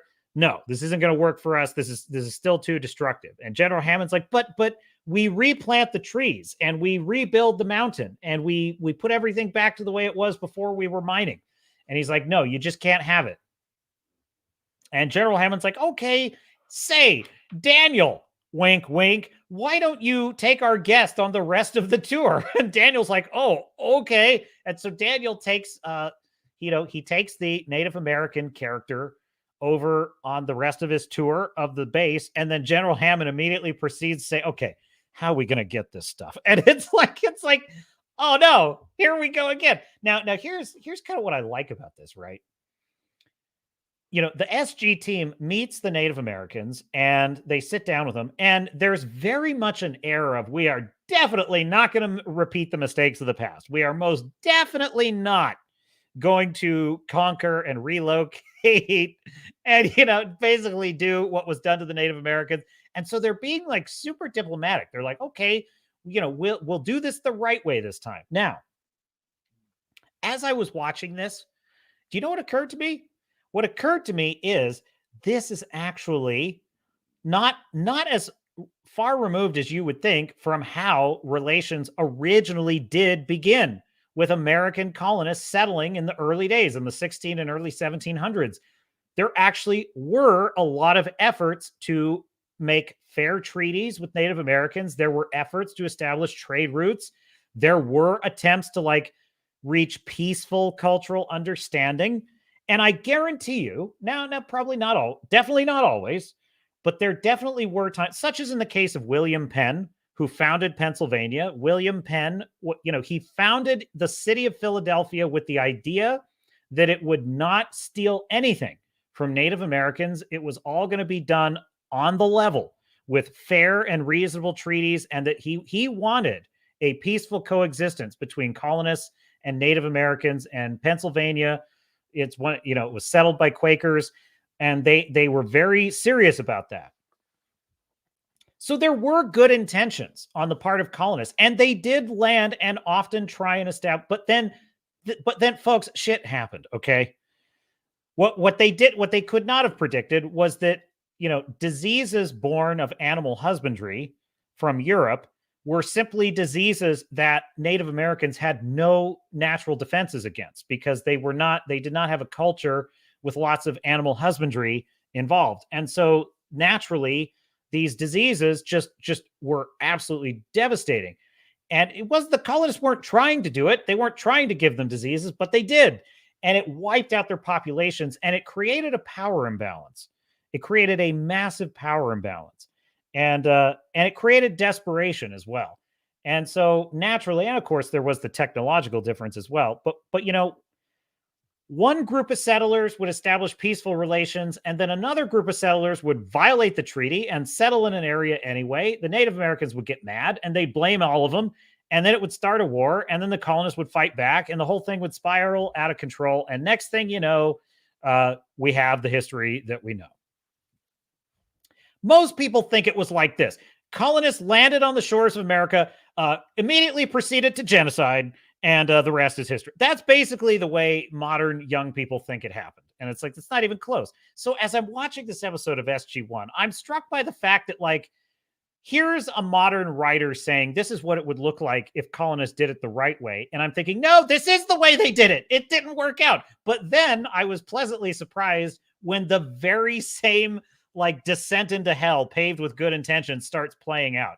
And General Hammond says, okay, here's what we're going to do. We are going to wait until they migrate to another area. We're then going to sneak in there, mine all the stuff that they have not given us permission to, and then bring it back. And hopefully they won't even know we were there. And Captain Carter says, you mean like steal from them? And he's like, well, look, we need that stuff to fight the Goa'uld. We're kind of in a pinch here. The Pentagon wants results. We got no choice. At least we're not, starting a war with them or anything.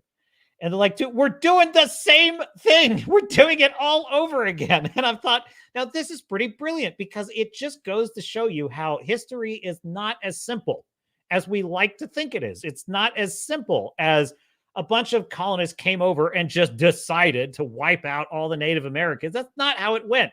In some situations, yes, in some situations, there were ruthless bastards that were like that. But most colonists just kind of wanted to get along. And we can argue over whether they had any right to be there in the first place or not. And that's a fair argument to have. I'm just telling you, I find this episode really interesting because it shows how the road to hell is paved with good intentions. And I quite like that. I quite like that element. That would be, what episode was that one? That was Spirits is the name of the episode. So anyhow, Fu Man Blue, what do you got for me? Oh, yeah. Speaking of the episode where Teal'c is turning into the bugs, I liked how he went back to the girl at the end with a couple super. Oh, that was great because she has a super soaker and he says, what kind of weapon is that? That was pretty awesome. And then he brings her one at the end. SG-1 catches hell from some of the government for all their close calls. Yes, they do. There's the one senator who's meddling all the time, but he's also one of the jerks that causes things. He causes things to go wrong. And Fu Man Blue says, yeah, it's not like they're going to find enough tech to help them find a fleet. Yeah, it was a really interesting episode because the SG-1 team really is trying to do right by the Native Americans. And even General Hammond, even though he's willing to kind of steal from them, he doesn't want to do it. He's not happy about it. But like, we need that stuff. Like, the Goa'uld are going to wipe out our civilization. What are we supposed to do? And I think that from our, comfy little perch in modern times, we like to look back and think, oh, those mean old colonists. How dare they steal all that land from Native Americans and be so mean? And it's like, what would you do if you were living under a king that was having people burned at the stake for believing the religion you practice? And there was nowhere you could go where the Inquisition wasn't hunting you down. But you heard of a land across the ocean where you could be free. And you were willing to risk everything to sail over there in a leaky ship that was as likely to tip over and sink, I'm not joking, folks, as get there, but you decided to take the risk and brave sickness, the dangers of the sea, possible freezing to death and starvation on the other side. There's no infrastructure. You're going to a land that is unsettled and untamed, and you have no idea what you're going to find, but you're willing to take that risk. You meet the natives that are there, and you try to make peace with them and see if you can just, hey, I'll take this part, and, we'll trade with you. You'll trade with us. We'll leave each other alone. Easy for us to pronounce judgment on those people, not having to live through what they lived through, not having to flee what they were fleeing at the time. I'm not condoning or condemning their actions. I'm just simply saying that we, from our vantage point in history, don't understand the stakes that our ancestors were feeling during those times. And it's not a justification. It's simply what I consider a lack of it's people don't have insight, because you got to put yourself in their shoes. It's easy to judge people. And what I like about this episode, Spirits, is that it really does illustrate exactly how the road to hell is paved with good intentions. So we had that episode. And it could have been, as you point out, Fu Man Blue, like the episode could have been a lecture, but it's still pretty interesting. Look, that was very popular in the 90s. Those episode lectures about, the travesties of Native American displacement were very popular. It's a very 90s episode. It's such a 90s episode, but I actually don't think it was preachy at all. I thought it was actually kind of interesting. I thought it was very clever how, the characters are well-meaning. They don't want to inflict harm. They don't want to have to steal the materials. They think they have good reasons, but they can't see the forest for the trees. They can't see that they're doing exactly what the colonists did. And one other thing about that I find kind of interesting is, people of today, especially the woke crowd, right? They tend to think that, like, oh, gee, if I had lived during the times of slavery, or if I had lived during the times of Plymouth Colony, or I had lived during the times of the French Revolution, I would have been doing the right thing. I would have been the one fighting for justice and freedom and fairness. And they think that. And it's like, but I'm telling you, it's not as easy as you think to choose the right side, because choosing the right moral side always takes courage, and you might get your head chopped off for your trouble. Which is why a lot of people decided not to have their head chopped off and went along with what was going on. And so I think that what's interesting about this episode of Stargate SG-1 is it kind of allows a modern audience to be placed in that very situation of, okay, you go through, we need this material to fight off aliens, and the only way we can get it is by making a deal with these Native Americans. How do we do this? When they say no. Well, now we're in a queaky dink. Now we're in a predicament. We are in a predicament. And then, so the other episodes I saw were the 2-part episode of the Tok'ra. And I'm all about the Tok'ra plot. I think this is where things really get interesting. I like the Crystal Cave. So the Tok'ra it's very confusing. So Goa'uld is what we consider to be the species. That would be the symbiotic species living inside the humans that are they masquerade as gods, and they try and conquer the whole galaxy. Well, the members of their species that are their enemies are called the Tok'ra. And so we had a 2-episode arc where the SG-1 team is making a diplomatic deal with the Tok'ra. And I really quite liked this episode. And I think one of the really intriguing elements of the lore is that the Goa'uld use these sarcophagi, this magical, not magical, but this highly advanced technological sarcophagus that is able to regenerate you every single day. And it's able to heal wounds. It's able to it basically makes you damn near immortal, right? Well, we had the episode where Daniel uses the sarcophagus, and it's revealed that the sarcophagus has a kind of narcotic effect. The more you use it, the better you feel. It gives you this feeling of euphoria. You start to feel more and more powerful. You start to feel more and more immortal and indestructible. And then you actually start to act like an indestructible immortal, and you start to act like a god, basically, going around thinking you're better than everyone. And so we witness Daniel become sort of like a drug addict who literally is a drug addict jonesing for a fix. And he's starting to act irrational, aggressive, increasingly tyrannical, and he's starting to have fits of megalomania. And it introduces an interesting concept, which is the use of the sarcophagi drives you mad. And it could be that this is why the Goa'uld are so psychopathic and sadistic all the time, because they use these sarcophagi. Well, the Tok'ra don't use these.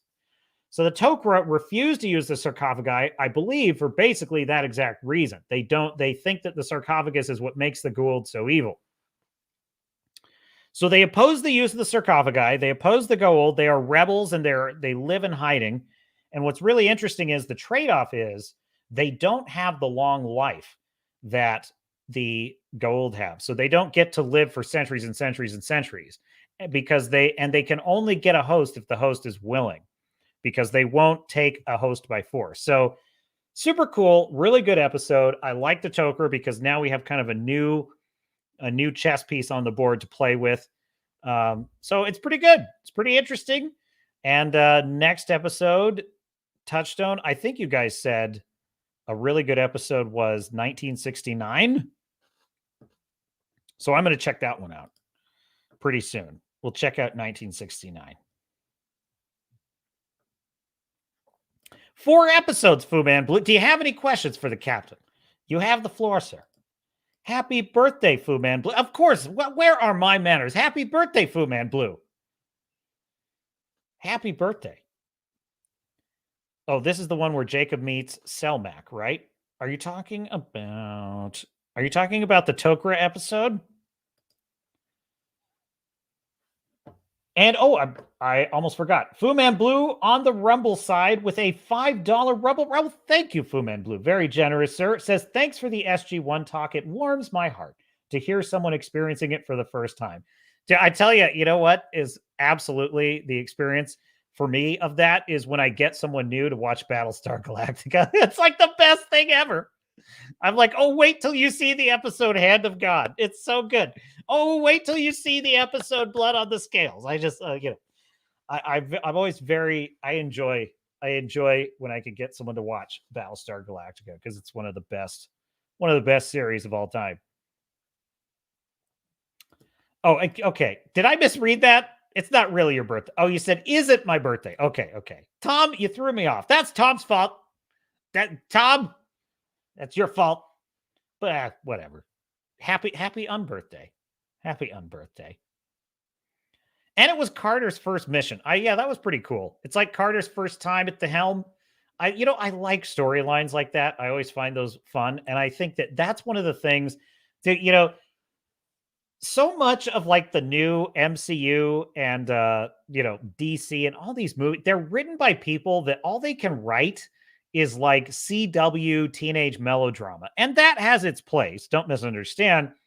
But then they go and they try and write like military chain, like a military chain of command. It's like, dude, you cannot write a military chain of command unless you're a bit of a nerd about this stuff or you understand it, because military chain of command, it only works when it's done exactly right. And, one of the things about One Piece that's so well done is obviously it's not there is actually a chain of command story with Admiral Garp, which is done very well. But like Luffy has to earn the loyalty of his crew. And I think that's if it were not for that element of the show, there's no way I would have loved it. But the fact that like Luffy constantly, it has to kind of earn his crew is just such a brilliant element of the show. And I think that's one of the reasons why, if they did a remake of Stargate, God, it would be so awful. Can you just imagine if Amazon Prime got its hooks into this? Or, it would just be are they doing a new one? I thought I read somewhere that they were doing a new Stargate. I hope not. I really do.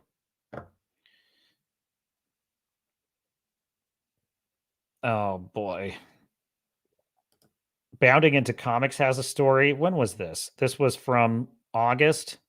A new rumor claims to reveal details about Prime Video's plans for a new Stargate series that was supposed to be announced at San Diego Comic-Con. Oh, God. The plan was to unveil the Stargate roadmap. It was going to be a limited series. Their current plan, according to rumors, it's a rumor, is to produce a movie as a special 2-part event that acts as a pilot for a new series. Well, you know, at least that shows a little bit of discipline. That's kind of the Battlestar Galactica. That's the classic do a premiere, see how it does strategy. That's at least some discipline. It's at least some discipline. No real word about what it would be about, though. The Prime Video teaser originally had a panel that would start with like a shot of the Golden Gate Bridge, panning down to reveal a Stargate underwater being activated. The teaser wasn't hinting at a specific story, but to build up some hype for the new project. Dude, I would be very nervous. I would be very, very nervous. Oh my God.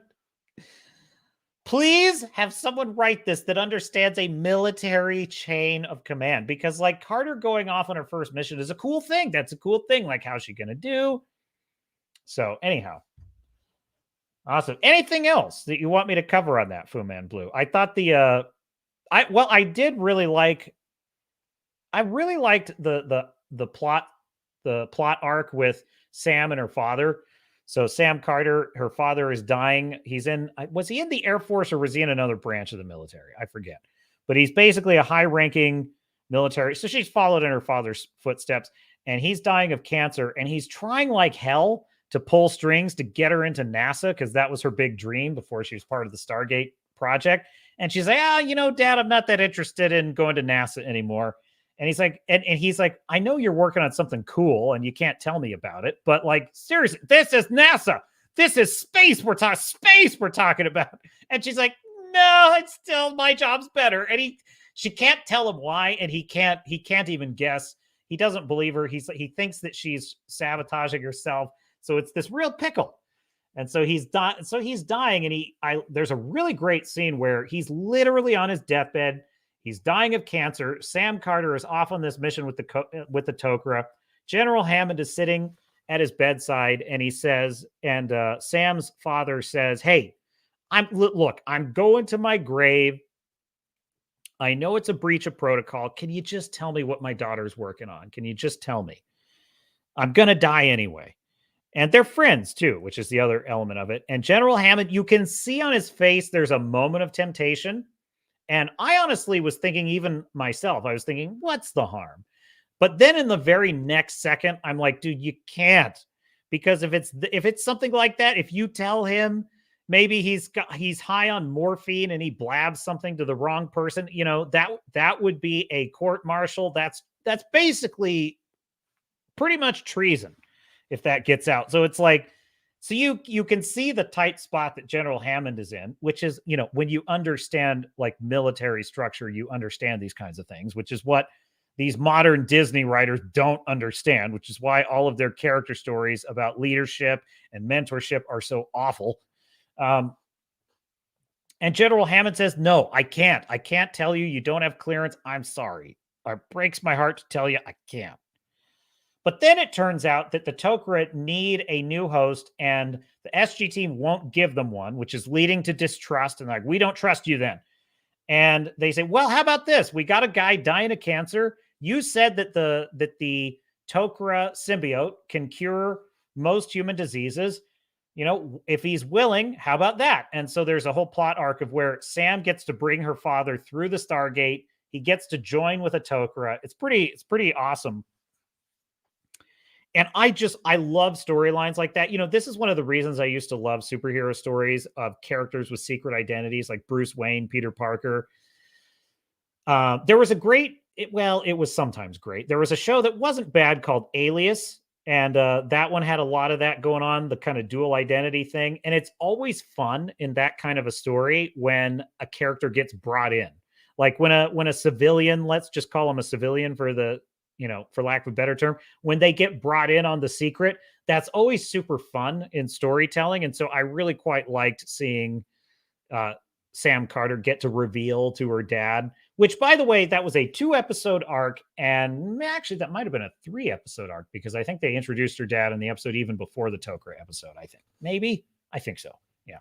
And, well, that's really good setup and payoff, which is something you need for payoffs like that to be fun and delightful. You've got to have that really good setup. And you've got to really build the story to that.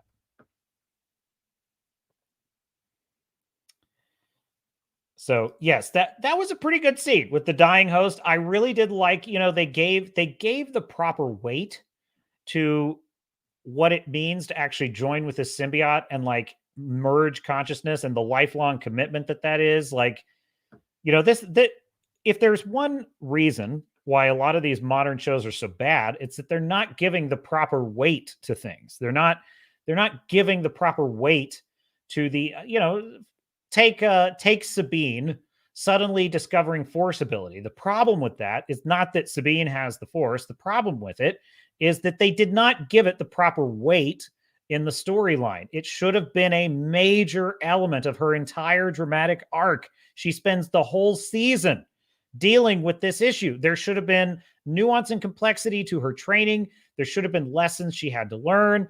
There should have been, the questions of like, why has she never had this power before? If it's a power she could ever, that's my point, right? So this is old school storytelling. In the 90s, the TV shows like the X-Files and Stargate, like they had to earn their audience every damn week.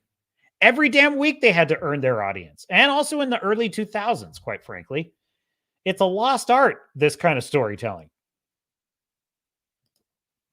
Like I always say, character actors back then were so good. They still are pretty good. Like I'll tell you, Ben Mendelsohn is like one of my, I was blanking on his name in the last stream, but he's the one that he played Krennic in Rogue One. He just plays all these really cool characters. Dude, I love that guy. Every time I see him in something, I'm interested. What's he up to? Jared Harris is another really good character actor. Brian Cox is another really good character actor. I feel like why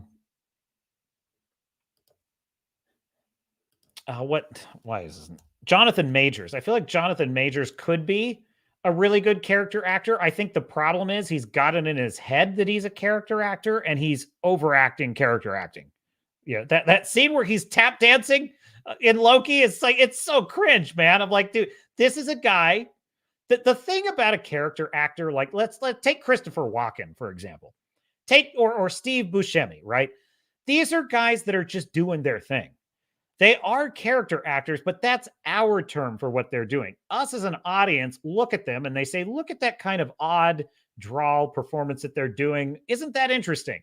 Isn't it interesting how they make such a kind of weird, off-putting character so likable and so, right? That's why they're a character actor, but to them, that's not what they are. To them, they are an actor just doing their thing. Christopher Walken is Christopher Walken because Christopher Walken is Christopher Walken. That's what it is. I feel like Jonathan Majors is like, I am a character actor, so I'm going to really be a character actor playing Mr. Timely in the 18... Oh, so dumb.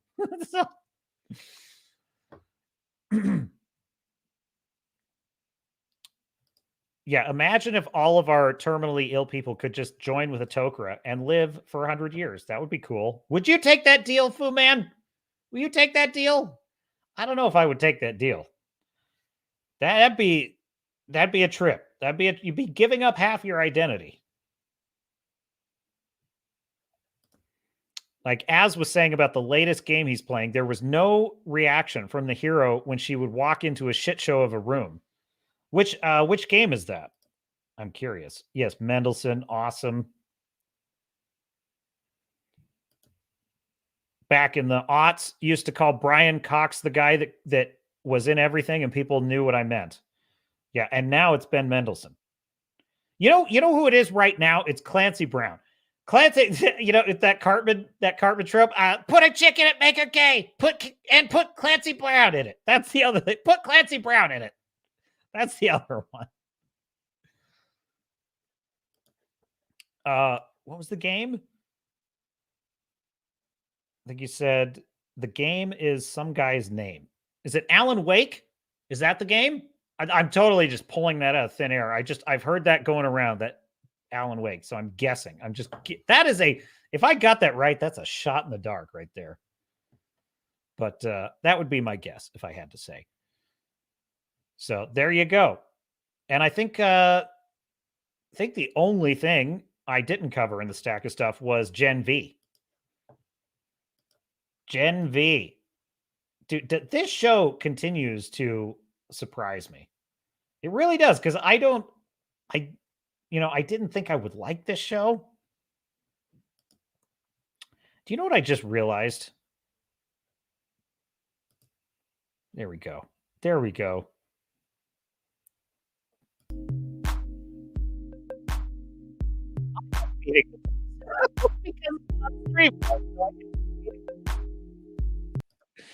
No, anyway. All right, that is the song Feeding the Ducks by unknown artist.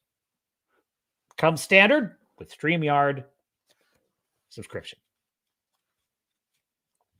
No, so Gen V, I don't know. It looks like we're kind of in overtime at this point, but I would be remiss if I did not at least mention it.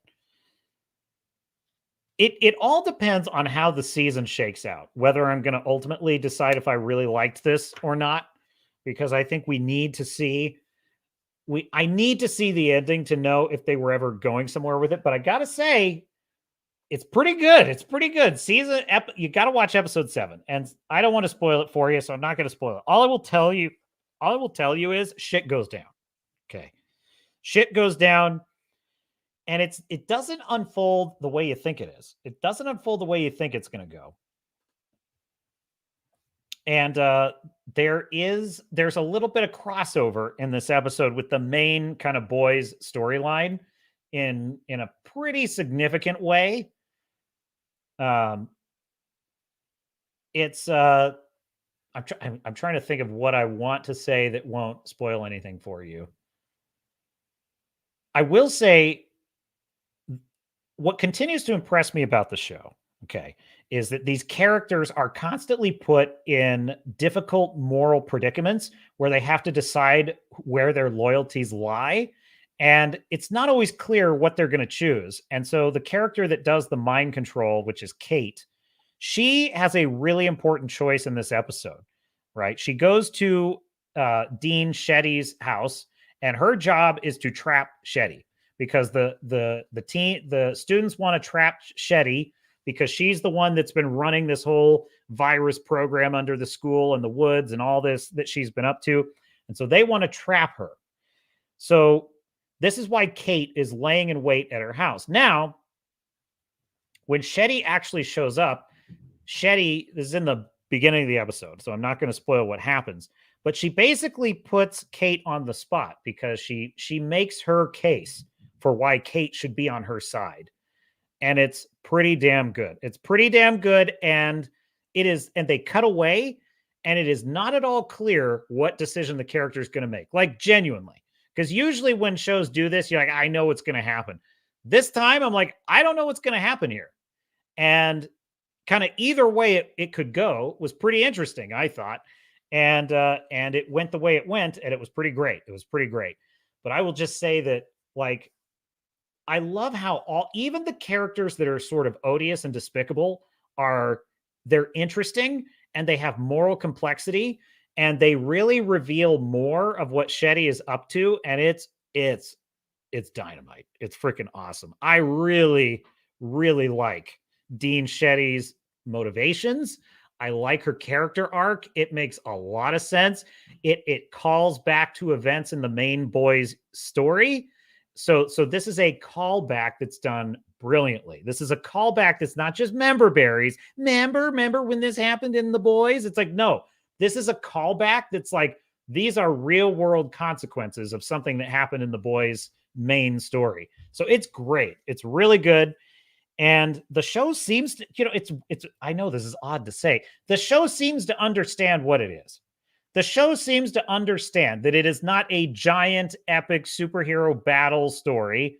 It is a show about teenage superheroes caught up in this shadowy conspiracy at their school, and they are trying to figure out how to escape it and survive it and possibly overturn what's going on and fight back. And the show's kind of, the stakes are getting higher. The stakes are definitely getting higher as the show goes along. But what I like about it is the show never jumps the shark. So far, it doesn't jump the shark. It's like it stays at the level of what matters to the main characters. It never quite goes too far beyond that, right? And I think that's where Ahsoka really went wrong. That is where Ahsoka dramatically went wrong, because it's like Ahsoka is a small scale hero. She's a small scale, just like the Mandalorian. The Mandalorian is a small scale hero. Luke is the epic Jedi hero. Now, if you want Ahsoka to one day get there, she's got to get there first. But in the first season, that's not the story. The story is not literally she's going to save the whole damn galaxy and become the most important character ever, ever, ever. It's like, no, she's got to be on a journey that fits her character and the scope of her world. And her world can get bigger as she goes along, but we got to start somewhere. And what I like about Gen V is the world is kind of getting bigger as the characters are kind of learning more, and they're discovering things about themselves. They're discovering where their loyalties lie, where their friendships are, who is their friend, who's not their friend. It's a damn complex character story, because it's never really clear from episode to episode, in a good way, who exactly is the bad guy here. And there's no easy answer to that question. Who is the bad guy in this story? There is no easy answer. I certainly know who I'm rooting for, and I can't tell you because it would be a spoiler, but I'll tell you, I'm definitely not rooting for who I thought I'd be rooting for in this story. And I really like how this ensemble cast of students all has, that they agree on some things and they conflict on some things. And it's a really great, it's pretty well written. Look, I understand if you can't stand the woke shit and you really don't like all that, and there is some nonsense in it. There's definitely some woke fuckery going on in this show. And I understand if you've had your fill of it, you don't want it. No, you'll get no argument from me. But my opinion is this is a well-written show. This is a well-written show. The characters are interesting. They have a lot of likable save the cat moments in every episode. They're not, when they do something bad, it's not because they're just shit bags and that's all they are. It's like they do something bad. It's often they made a mistake or they had a moment of weakness. And I find that really humanizing. Yes, there are shit bags in the show. There are like supporting characters that are total assholes and they deserve whatever they get. But the kind of main core group, it's not easy to do the right thing. I actually, I find that to be somewhat anti-woke, quite frankly. I find that to be a very anti-SJW attitude, right? Because what is the SJW attitude? Well, the SJW attitude is like, be better, as if it's just that simple. That basically, as long as you know which stupid slogans about society to regurgitate whenever you're prompted, like a stupid parrot begging for a cracker, well, then you're a good person, and then you're beyond reproach. It's like, no, it's not that simple. Every human being has an almost impossible task that they inherit from birth, which is to navigate the complexities of life and figure out what is right and what is wrong, how to be a moral person, how to be a good person. And it is anything but easy. It is anything but easy to live a good and moral life, no matter what era you're born in, no matter who you are, where you come from. It's just a fact of it's the truth of our existence, as Captain Picard would say. And so what I find kind of fun about Gen V is, look, it's not easy for these characters to figure out what the right thing to do is in a given situation. And I like that. It makes me like them. It makes me like the show. It makes the show unpredictable and interesting. And they're consistent with their characters. They don't forget things. You know what's interesting about Filoni and Favreau and like the MCU shows? It's like they have the memory of a goldfish in those shows. They don't remember a thing they established in the last scene, let alone the last episode. You notice how often that happens? It's like, oh, did you just forget that like a lightsaber slash across the gut doesn't kill you anymore, but based on your own story. It's like, oh, did you just forget that Sabine hung the whole galaxy out to dry in order to just find Ezra, and we're not going to ask any questions? You know, so this is my point. Is like, it's nice to watch a show that never forgets something that it established. Oh yeah, remember how in episode 2 we established this whole problem? Oh well, this is the consequence. So great show. I like it. I'm here for it. And but I think before we call it a day, because we've had a great time here on the Swords and Starships live stream, the Swords and Starships Captain's Cast, hosted by me, Captain Garrett. Please do like and subscribe. YouTube, Rumble X, formerly Twitter. And I do believe someone in the chat requested a very special video. And so we are going to watch it. We need one more for the road. Wouldn't you agree?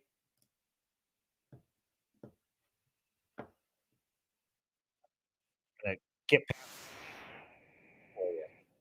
one of these days I'll do YouTube Premium. I just, I have so many streaming services. I just don't want to give my money to one more. I just don't. But I will for you someday, my dear audience. Ahsoka Tano, mystical Jedi warrior, trained to be a child soldier by the master of evil. She must learn to walk her own path while maintaining order in the galaxy. Dude, I can never get tired of this. I never can. I think the music has a lot to do with it. It's so... Ahsoka, a Jedi who fights against the forces of darkness. He using her chooses twin the lightsabers best shots of her. and incredible, never-before-seen abilities. Water breathing, whale song, and quick change. Joined by a ragtag band of friends, they journey into the unknown. Sabine, Mandalorian warrior, explosives expert, hopeless Jedi, street artist. Hopeless Jedi. Hera, a pilot with the heart of a pilot, who is always dressed to pilot. And Huyang, Ahsoka's faithful servant, a 25,000-year-old robot that possesses more knowledge and experience than any other living being in the entire galaxy. Possibly the most valuable relic in all of existence. He is now responsible for ship maintenance. Ship maintenance.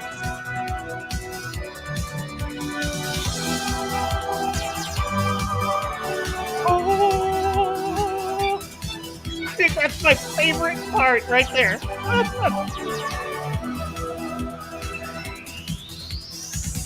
With the threat of a new Star War looming over them, they wrestle Star against War. the intangible genius of Grand Admiral Thrawn and his supernatural minions. It's a race to save one of the last Jedis, as one of the last Jedis is hunted by the last remnants of the Jedis. They must learn to put aside their differences, reconcile with their pasts, and risk it all to find a long-lost ally who may or may not be able to help them.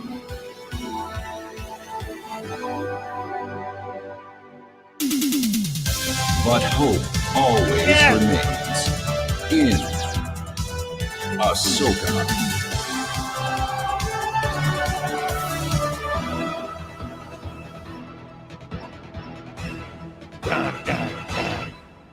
It's the best. It's just the best thing ever.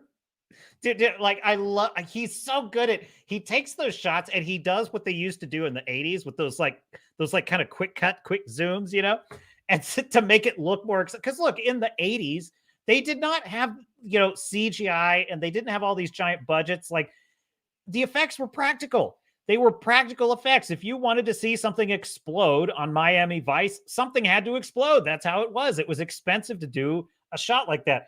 And so when you had action sequences of like fights and stuff, they would use camera movement to kind of enhance the experience. This guy captures that beautifully, because there's that shot where she's fighting with Balon, or is it Balon? Yeah, Balon, Ray Stevens' character.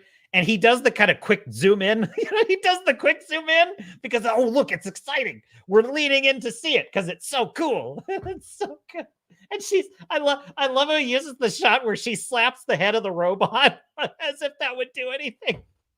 Do you want to know why I find that so funny? I swear to God, the funniest thing about that thing is that it literally, I swear to God, it's an improvement. That's why it's so funny. That's because it's an improvement. It improves the story. It's unreal. It's like, I've every single character they went. I like. Okay, this is plausible to me as a dopey, cheesy '80s show. Granted, but I could see it as a dopey '80s TV show that you watch it and you're like, I can see why people liked. That's what I see when I see that, because I loved MacGyver. Like back in the day, MacGyver with Richard Dean Anderson, Colonel Jack O'Neill himself. That was his show, man. MacGyver. I loved that show. It was dopey as hell. It was a dopey show, man. But it was great.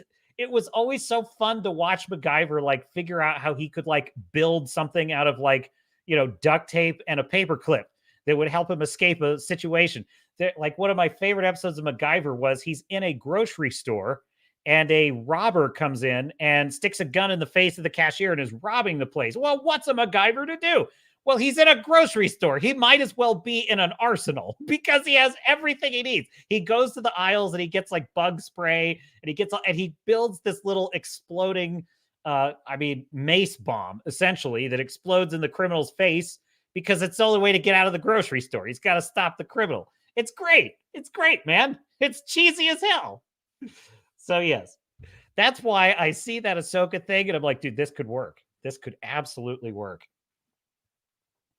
It also highlights the fact that Dave Filoni does not recognize how absolutely hilarious he made this, thinking that it was Shakespearean in its level of depth. It's very funny.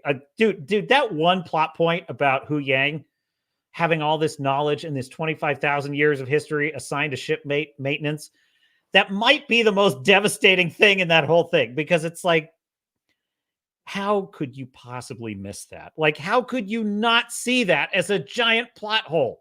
There's no question the characters could ever have that Hu Yang would be unable to answer. That's kind of an issue. Also, where was this droid when the Empire was in power? What was he doing? Like, what was he doing?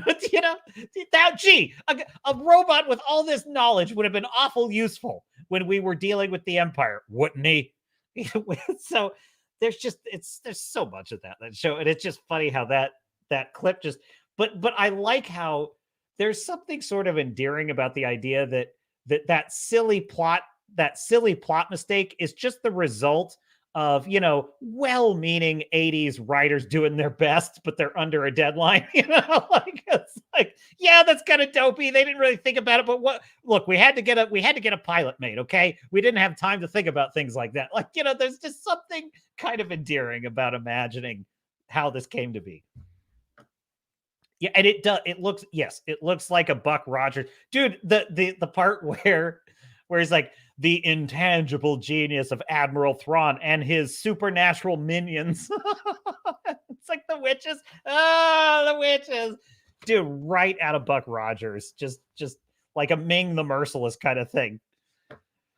Oh God, there's so many problems with that show.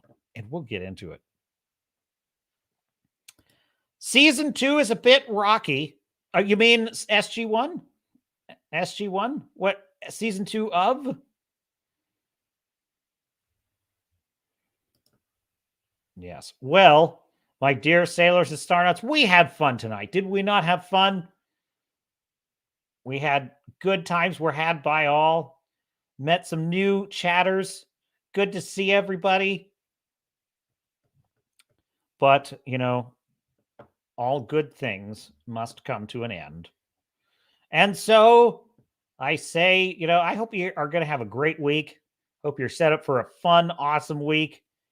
Participating in the dance of creation. MacGyver. Yeah. Dude, I couldn't even tell you from season to season, MacGyver, like what's good, what's not. There are some mustache twirling villains in that show that are like maximum cringe. I mean, just maximum cringe. Usually the show is best when it does not have like sort of, recurring villain. Like the recurring villains are usually like really silly. But when it's kind of just like a standalone episode of MacGyver's in a tight spot and he's got to get out of it, that's usually when the show's pretty good. There was like sometimes his solutions are so ridiculous though. Like there was one episode where he's trapped in a warehouse and he makes a signal balloon that uses Navy flag signals to signal for help. Okay, so he floats these Navy flag signals, and it's like, okay, well, in theory, okay, that's a great idea. Who the hell knows how to read Navy flag signals? Nobody knows how to read those, except someone in the Navy, who's going to be. Well, it just so happens that a cop car stops at the side of the road, sees the flags and says, "Do you see that?" He says to his partner, he's like, "Yeah, what are those?" He's like, "Those are Navy signal flags. They're saying help." And he's like, "How do you know that?" "Oh, I spent some time in the Navy." I'm like, "Oh, okay. Well, that's really convenient. That's super handy." So, yeah, like the 1 in a million police officer that also was in the Navy and also knew Navy flag signals sees MacGyver's Navy flag signals. so yeah, it's a little silly, but good times.